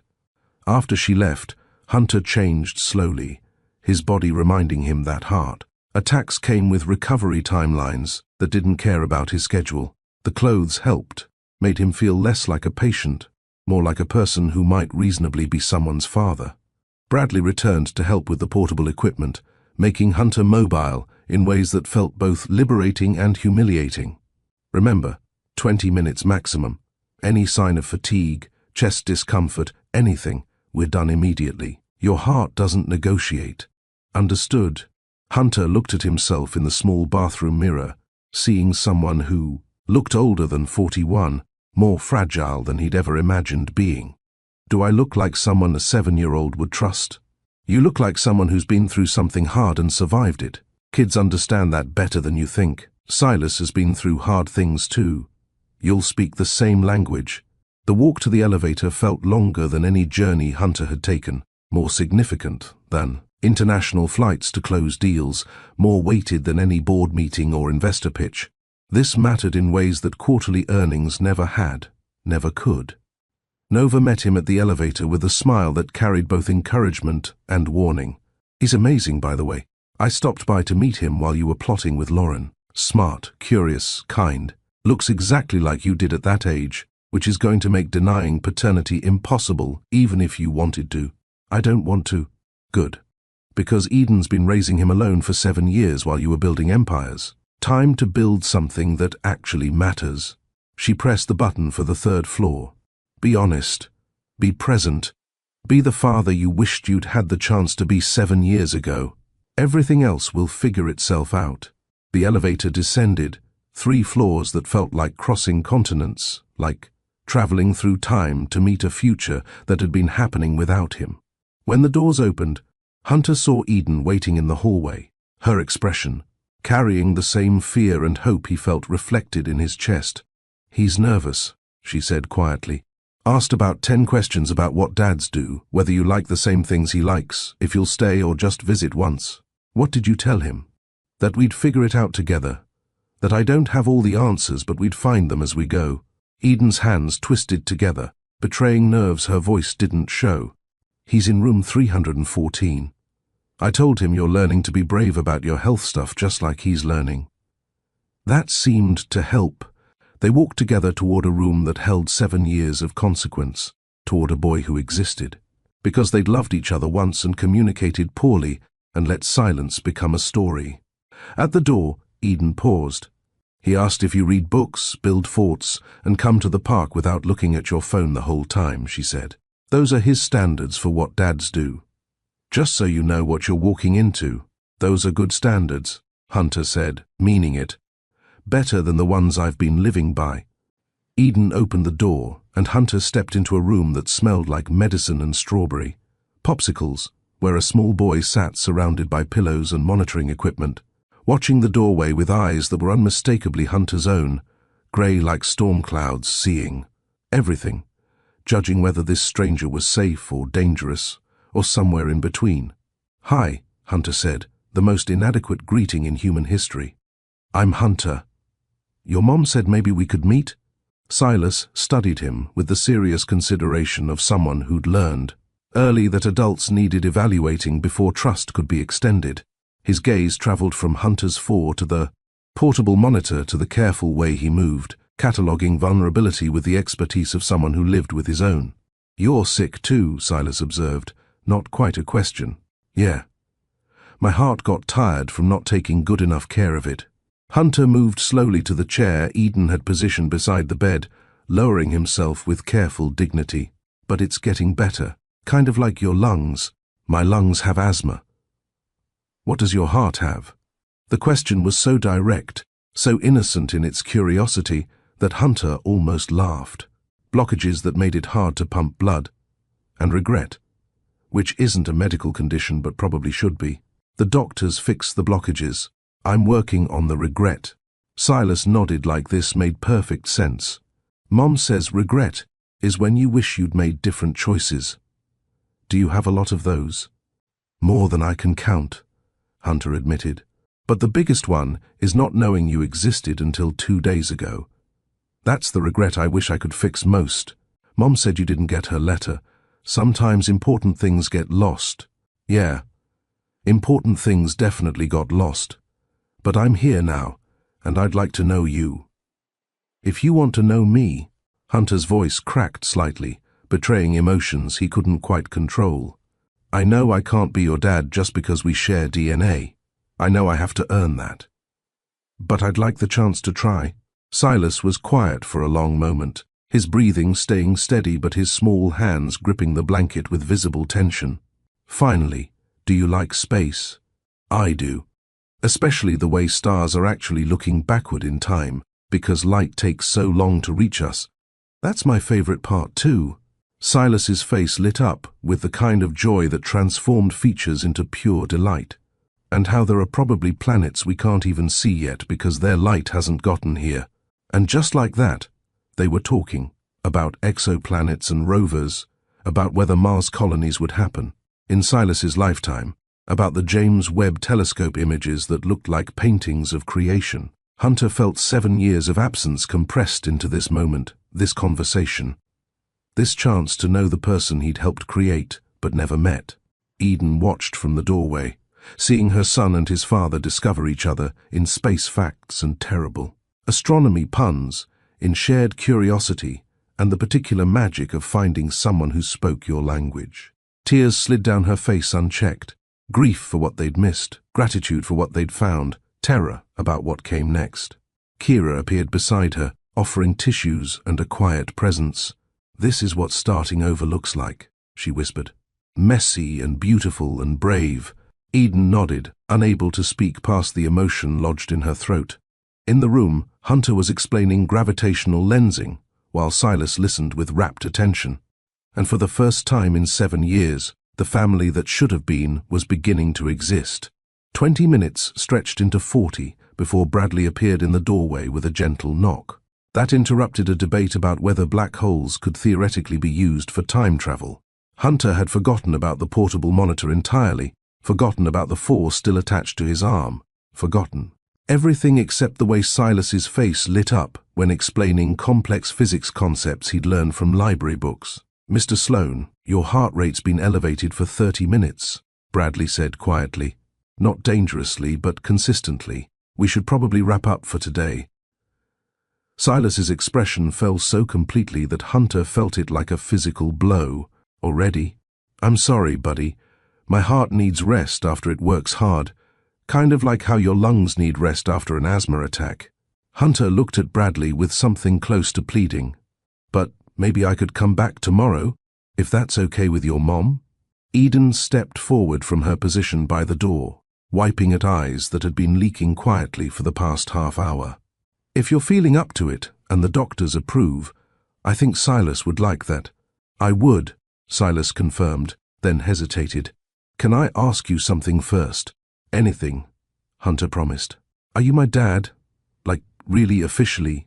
The question came out small but determined, the voice of someone who needed truth more than comfort. "Mom said you are, but I wanted to hear you say it." The room went silent, except for the quiet hum of medical equipment and the sound of Hunter's heart monitor registering the spike of emotion that question caused. He looked at Eden, who nodded slightly, giving permission for honesty she'd already granted. "Yes," Hunter said, his voice rough with tears he wasn't quite managing to contain. "I'm your dad, your father. I didn't know about you until 2 days ago. Your mom sent me a letter 7 years ago that I never received. But I would have been there from the beginning if I'd known. I would have been at the hospital when you were born, at every doctor's appointment, every birthday, every time you were scared or sick or needed someone." "Why didn't you get the letter?" Silas asked, needing the logic to make sense. "We don't know exactly. It got lost somewhere between your mom sending it and me receiving it. Sometimes important things get lost in ways that change everything." Hunter leaned forward as much as his equipment allowed. "I'm so sorry I missed all those years, Silas. I can't get them back, and that's going to hurt for both of us probably. But I'm here now, and I want to be here for everything that comes next. If you'll let me—" Silas was quiet, processing with the gravity of someone making life-altering decisions. Tears started sliding down his cheeks, small, brave, honest expressions of feelings too big for 7-year-old containers. "Don't cry, sweetheart," Eden said softly, moving to sit on the bed beside him. "I'm not sad crying," Silas managed through the tears. "I'm confused and crying, and happy crying, and scared crying all mixed together. That's a lot of different cryings," Hunter said gently. "Want to tell me what each one's about?" Silas wiped his eyes with the back of his hand, the gesture so achingly young that Hunter's chest cracked wider. "Happy because I always wanted a dad. Confused because I don't know how to have one when I never did before. Scared because what if you change your mind? What if you decide being a dad is too hard and you leave? The fear in that question, the evidence of what Eden had navigated alone, the questions she'd answered, the reassurances she'd provided while managing her own abandonment, hit Hunter like a second cardiac event. "I won't change my mind," he said with all the certainty he could muster. "Being your dad isn't something I'm trying out. It's who I am now that I know you exist. And yeah, I'll probably mess up sometimes because I've never been anyone's father before. But I won't leave. I won't decide you're too hard or not worth the effort. You're worth everything, Silas." "Do dads read books?" Silas asked each question a test of standards set by 7 years of absence. "Every night, not just sometimes." "Yes," Hunter promised. "Every night you want, whatever books you choose." "Do they build forts? Real ones with blankets and chairs, not just buying fancy tents from stores?" "Absolutely. The more elaborate the better. Engineering challenges are my specialty." "Do they come to the park and play, not just sit on benches looking at their phones?"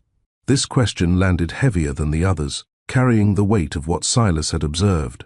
In other families, what he'd wondered about, in the abstract father he'd imagined. Hunter thought about 7 years of phone addiction, of checking emails, during dinners, of being physically present, but mentally elsewhere. "Yes," he said, meaning it as a vow. "Especially that. Being there, really there, not just my body while my mind is in a meeting. I've been learning that being present is more important than being productive. You're already teaching me that, and I haven't even known you for an hour." Silas took a shaky breath, then another steadier one, the kind Eden had taught him to take when emotions threatened to overwhelm his lungs. "Okay, we can try then, being a dad and son.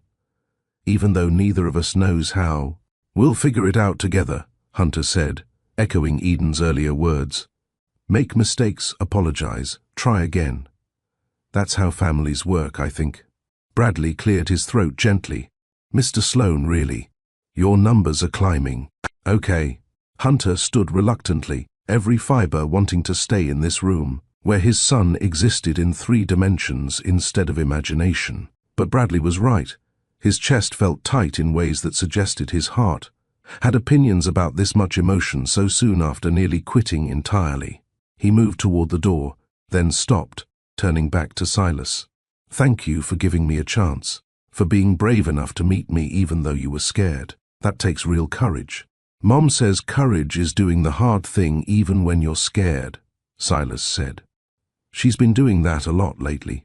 Hunter looked at Eden, really looked at her for the first time since entering the room, saw the exhaustion around her eyes, the fear she'd been managing alone, the strength it had taken to let him into this room, into their lives, into the careful structure she'd built from abandonment and determination. "Your mom is the bravest person I know," he said quietly. "She's been doing the hard thing for 7 years, while I didn't even know I should be helping."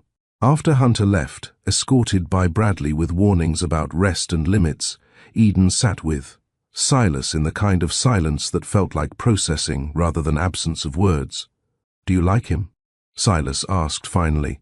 "I used to love him," Eden said honestly, "before things got complicated, before the misunderstandings and the letters that didn't arrive. Now I don't know what I feel except that he seems sincere about wanting to know you." "He knew about gravitational lensing," Silas said, as if this settled important questions about character, "and he promised to build forts. Real ones." "Those are good signs," Eden agreed, smoothing his hair back from his forehead. "But we take this slow, okay? Let everyone get healthy first. Then we figure out what having a dad in your life looks like." "Okay." Silas yawned, the emotional weight of the meeting catching up with his already depleted reserves. "Mommy." "Yeah, baby? I'm glad you did the hard, brave thing, even though it was scary." Eden kissed his forehead, tasting salt from tears she hadn't realized were still falling. "Me too, sweetheart. Me too." Upstairs, Hunter made it back to his room before his legs gave out, before the adrenaline that had sustained him through meeting his son evaporated and left only the reality of a body still healing from crisis. Bradley helped him back into bed with the efficiency of someone who'd seen this exact scenario play out before. "How was it?" Bradley asked, adjusting the monitors that Hunter had temporarily escaped. Terrifying, perfect, heartbreaking, everything.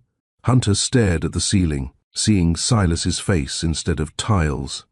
"I have a son, Bradley. A real, actual son who likes space and bad puns, and needs someone to build forts with." "You do," Bradley confirmed. "And based on your cardiac readings, you also have a heart that needs rest before you try to be super dad. So we're having a quiet time now. No visitors, no phone calls, just you and your healing organ having a conversation about limits." Nova appeared in the doorway despite Bradley's clear preference for solitude. "5 minutes," she promised.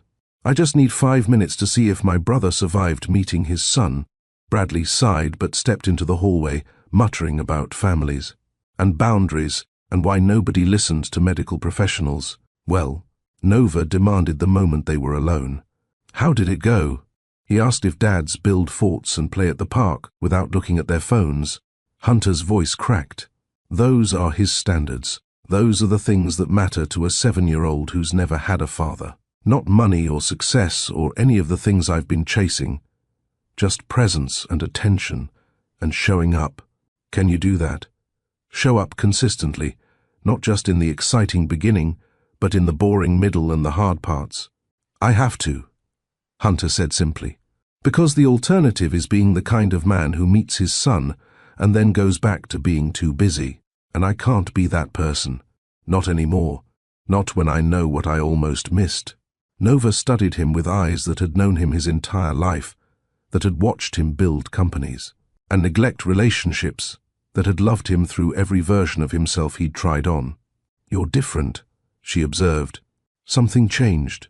"I almost died," Hunter pointed out. "That changes people." "No. This is different from almost dying. This is choosing differently." Nova's expression softened into something like pride. "You're choosing the hard thing. The presence over performance. The relationship over the resume." "I'm choosing my son," Hunter corrected. "Everything else is just logistics." After she left, Hunter lay in the dark of his hospital room, listening to the monitor track his heart's steady rhythm. Somewhere 3 floors below, Silas was falling asleep to the same mechanical symphony, his small chest rising and falling with the help of medicine and determination. Hunter thought about all the nights he'd missed, 7 years of bedtimes, of nightmare comfort, of stories read and songs sung badly. Thought about birthday cakes and first days of school, about scraped knees and small victories he'd never witnessed. He couldn't get those moments back, couldn't undo 7 years of absence, or make up for all the times Silas had needed a father and had only his mother's fierce sufficiency. But he could start now, could show up tomorrow and the day after, could build a relationship from honest pieces instead of perfect ones, could be the father Silas deserved, even if he had no idea how to do it yet. His phone buzzed with a message from Eden. "He's asking when you can visit again. Tomorrow, if you're cleared for it?" Hunter typed back with hands that still trembled slightly. "Tomorrow. And every day after that he'll have me. For as long as he wants." The response came quickly. "That might be a very long time. He's already planning the fort he wants to build with you." "Good," Hunter wrote. "I've got time now. All the time that matters." He set the phone aside and closed his eyes, letting medication and exhaustion pull him toward sleep. Tomorrow he'd wake up to board pressures and Pierce's ambitions and all the complications of a life that suddenly had priorities he'd never planned for. But tonight, he was someone's father, someone's dad, and that mattered more than anything else ever had. In room 314, 3 floors down, Silas fell asleep holding a small book about foxes learning to be brave, dreaming about stars and forts and the dad who'd promised to show up. Eden sat beside him in the chair that had become her home, watching her son breathe easy for the first time in days. Outside, the city continued its relentless pace. But inside these walls, 2 families were becoming one, slowly, carefully, bravely, built not on perfect circumstances but on honest choices, not on what should have been, but on what could be starting now. Talia stopped by during late rounds, saw mother and son sleeping peacefully, and smiled before closing the door quietly. Some healings, she knew, happened beyond what medicine could measure. This was one of those.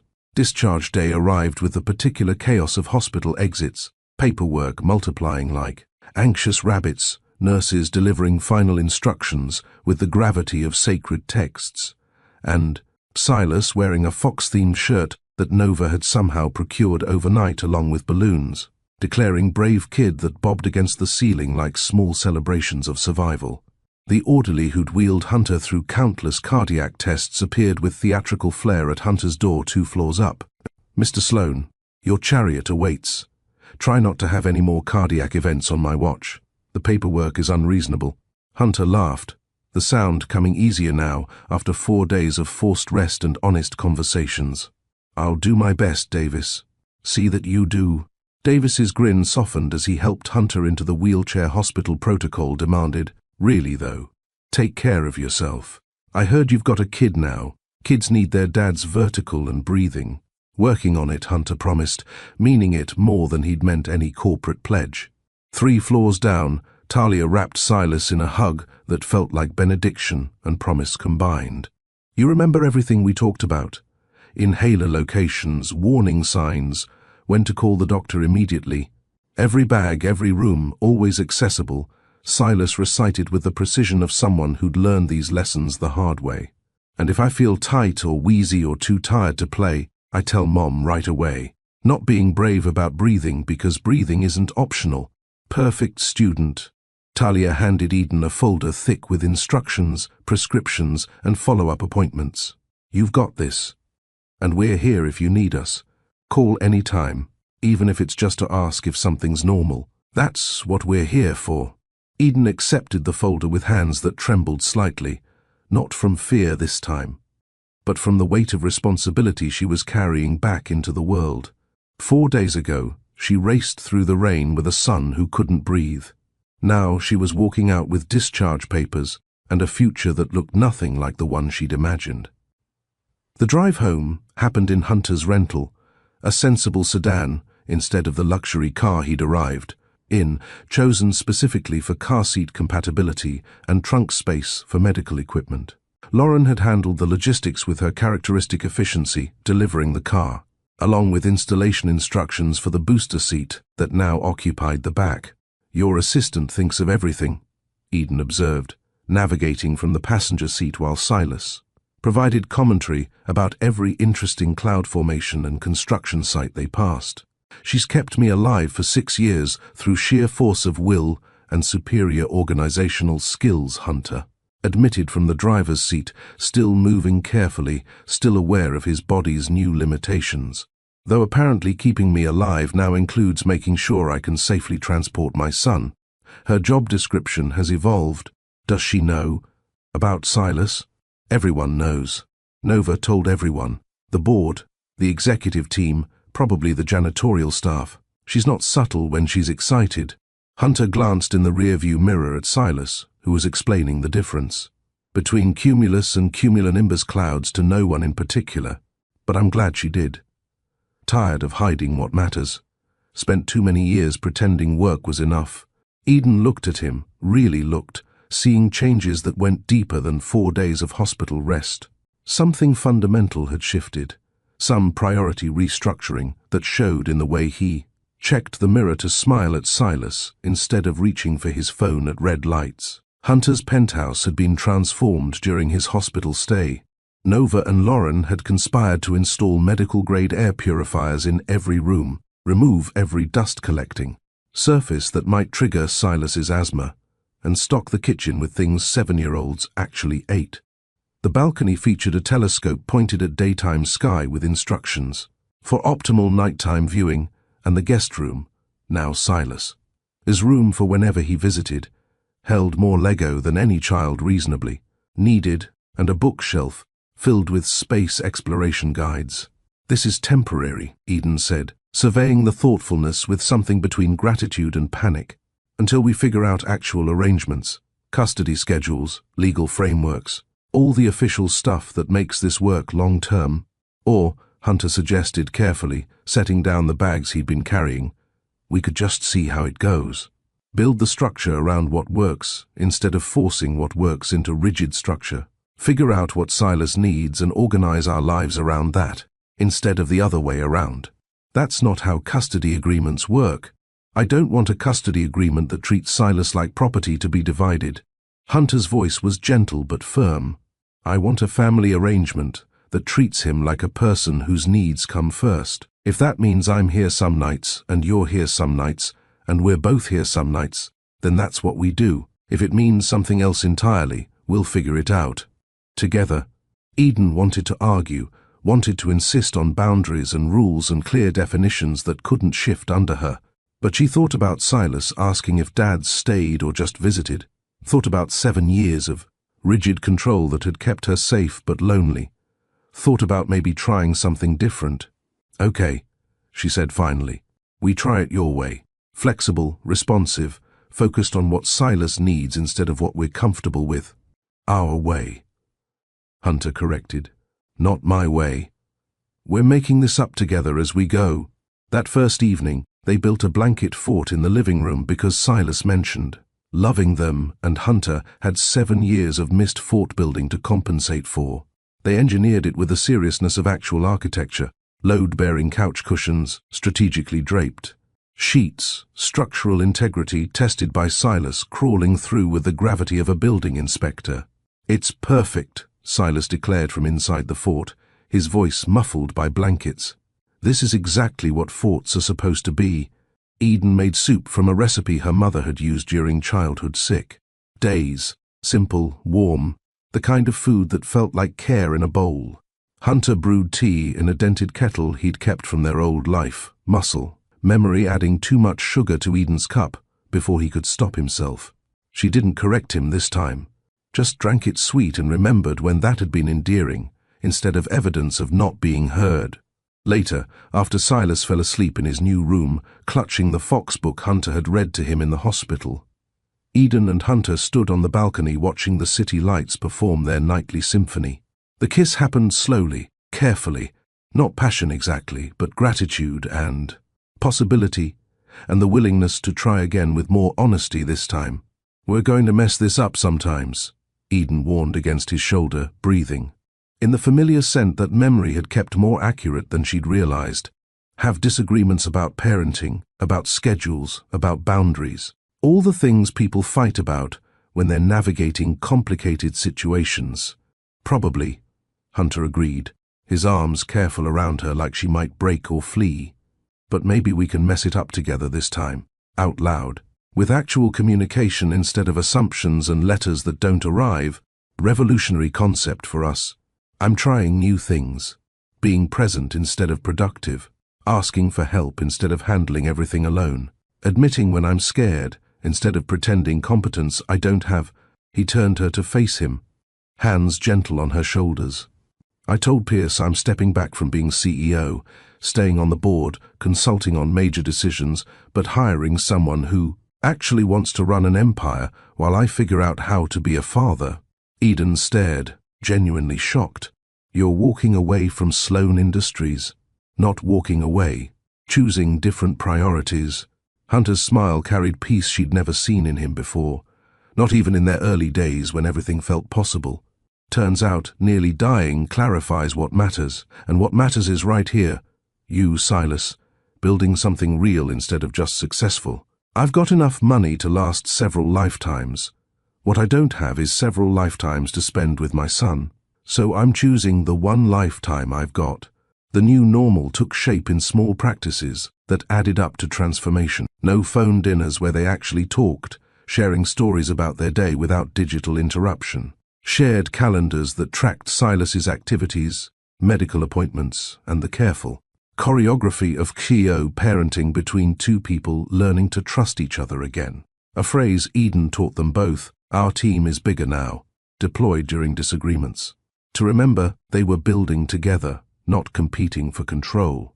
Hunter learned to ask for help without shame, calling Nova when he didn't understand. Second-grade math homework that involved methods he'd never learned, texting Lauren. For advice about work-life balance she'd been recommending for years, admitting to. Eden when he felt overwhelmed instead of pretending competence he didn't possess. Each request felt like failure at first, then gradually became just how families functioned, together, imperfectly, honestly. 3 months after discharge, Hunter stood before Sloan Industries' board, with an announcement that made Pierce visibly twitch in his custom suit. Effective immediately, I'm implementing mandatory work hour caps across all departments, expanded parental leave regardless of gender, and establishing a children's respiratory health fund dedicated to families facing asthma and related crises. The fund will be named the Silas Parker Initiative, after my son, who taught me that. Breathing is a gift we take for granted, until someone we love has to fight for it. The board approved because refusing would look monstrous in the press, but several members looked genuinely confused about this version of Hunter, who chose humanity over profit margins. "What happened to you in that hospital?"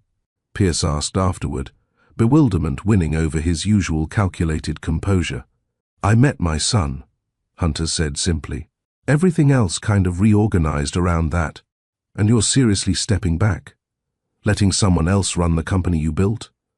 "I'm letting someone else run the company while I build the family I should have had 7 years ago. Different priorities, Pierce. You should try them sometime." Eden's workshop expanded from her cramped apartment studio to a proper space downtown, funded partially by Hunter's investment, but mostly by her own growing client base that had somehow survived her week-long absence during Silas's hospitalization. She taught kids and adults to make journals, small wooden boats, and courage, intangible forms they could hold when everything else felt uncertain. Silas attended sometimes, helping younger children while carefully monitoring his own breathing, modeling bravery that acknowledged limits instead of pretending they didn't exist. He'd become something of a spokesperson among his peers for managing chronic illness, the kid who wore his inhaler on his belt, without shame, who explained to curious classmates how his lungs worked differently, but that difference didn't mean broken. On Saturdays, they had breakfast at the Riverside Market, where Eden and Hunter had first met 7 years ago. Silas collected facts about constellations to share with his father, who listened, with attention that didn't wander to phones or profit projections. Eden sketched them sometimes, 2 heads bent together over maps of stars, building traditions that felt like home. The lessons emerged not in grand declarations, but in daily choices. Presence beats performance. Every time Hunter chose bedtime stories over conference calls, chose park visits over board meetings, chose being fully there over being partially everywhere. Communication before assumption when Eden asked about his intentions instead of guessing at them. When they talked through disagreements instead of letting silence calcify into resentment. Help was requested early when Silas felt his chest tighten and told them immediately, trusting that their team was bigger now and support was available without shame. "You know what I've learned?" Hunter said one night after tucking Silas in, emerging to find Eden, making tea in his dented kettle that had somehow become their kettle. "Love isn't the big moments. It's not proposals or perfect timing or getting everything right. It's showing up consistently, being there for the boring parts, the hard parts, the parts that don't make good stories." "This made a pretty good story," Eden countered, gesturing at their life, the nebulizer on the counter beside the fruit bowl, Silas's artwork covering the refrigerator, 2 adults learning to build a family from honest pieces instead of perfect ones. "Fair point. But the story isn't the destination. It's just proof we showed up when it mattered." Hunter pulled her close, breathing in the familiar scent of her shampoo mixed with sawdust from the workshop.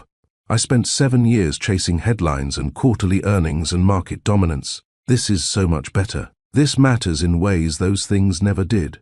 Through the doorway, they could see into Silas's room, his chest rising and falling in easy rhythm, surrounded by Lego cities and star charts and the Fox book that had facilitated their first real conversation. A boy who'd almost lost his breath, saved by a mother who'd chosen presence over panic, met by a father who'd learned that hearts break from more than blocked arteries. Outside, the city continued its relentless pace, indifferent to individual stories of loss and recovery. But inside this home built from second chances and first truths, 3 people had discovered what actually mattered. Not the performance of perfect lives, but the practice of showing up imperfectly together. Hunter's heart beat steady now, monitored by cardiologists who marveled at his recovery and his commitment to lifestyle changes that put health over ambition. But the real healing, he knew, had nothing to do with medicine and everything.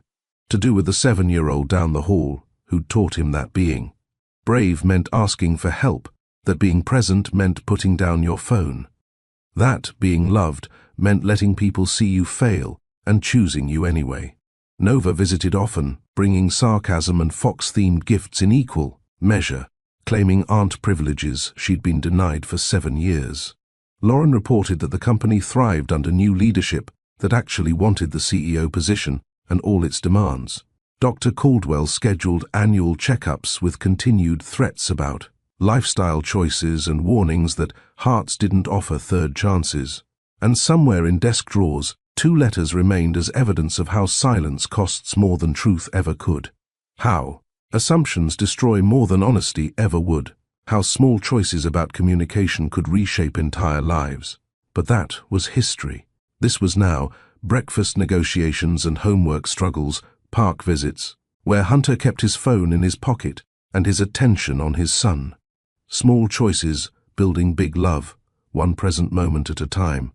Presence over performance. Communication before assumption. Help requested early. These weren't revolutionary principles, weren't complicated philosophies requiring advanced degrees to understand. They were simple truths Eden and Hunter had learned the hard way through 7 years of separation, and 4 days in a hospital where proximity forced honesty they'd been avoiding. If this story moved you, hit like, share it with someone who needs hope today, and subscribe to Mr. Steele Rich Stories. Drop your biggest takeaway in the comments, and turn on notifications so you never miss a premiere. Because every story here reminds us it's never too late to choose what matters. It's never too late to show up. It's never too late to build the family you should have had from honest pieces instead of perfect ones. Hunter's phone buzzed one last time, a message from the new CEO about quarterly projections. He glanced at it, then set the phone down without responding. Tomorrow was soon enough for business. Tonight was for family, for being present, for the life that mattered more than any spreadsheet ever could. Ready for bed? Eden asked, finishing her 2 sweet tea without complaint. Ready for whatever comes next, Hunter said, meaning it. As long as we're facing it together. They walked down the hallway toward their separate rooms, still navigating what together meant, still figuring out boundaries and possibilities. But for the first time in 7 years, they were figuring it out together instead of apart, with honesty instead of assumption, with presence instead of performance. And that, they were learning, made all the difference.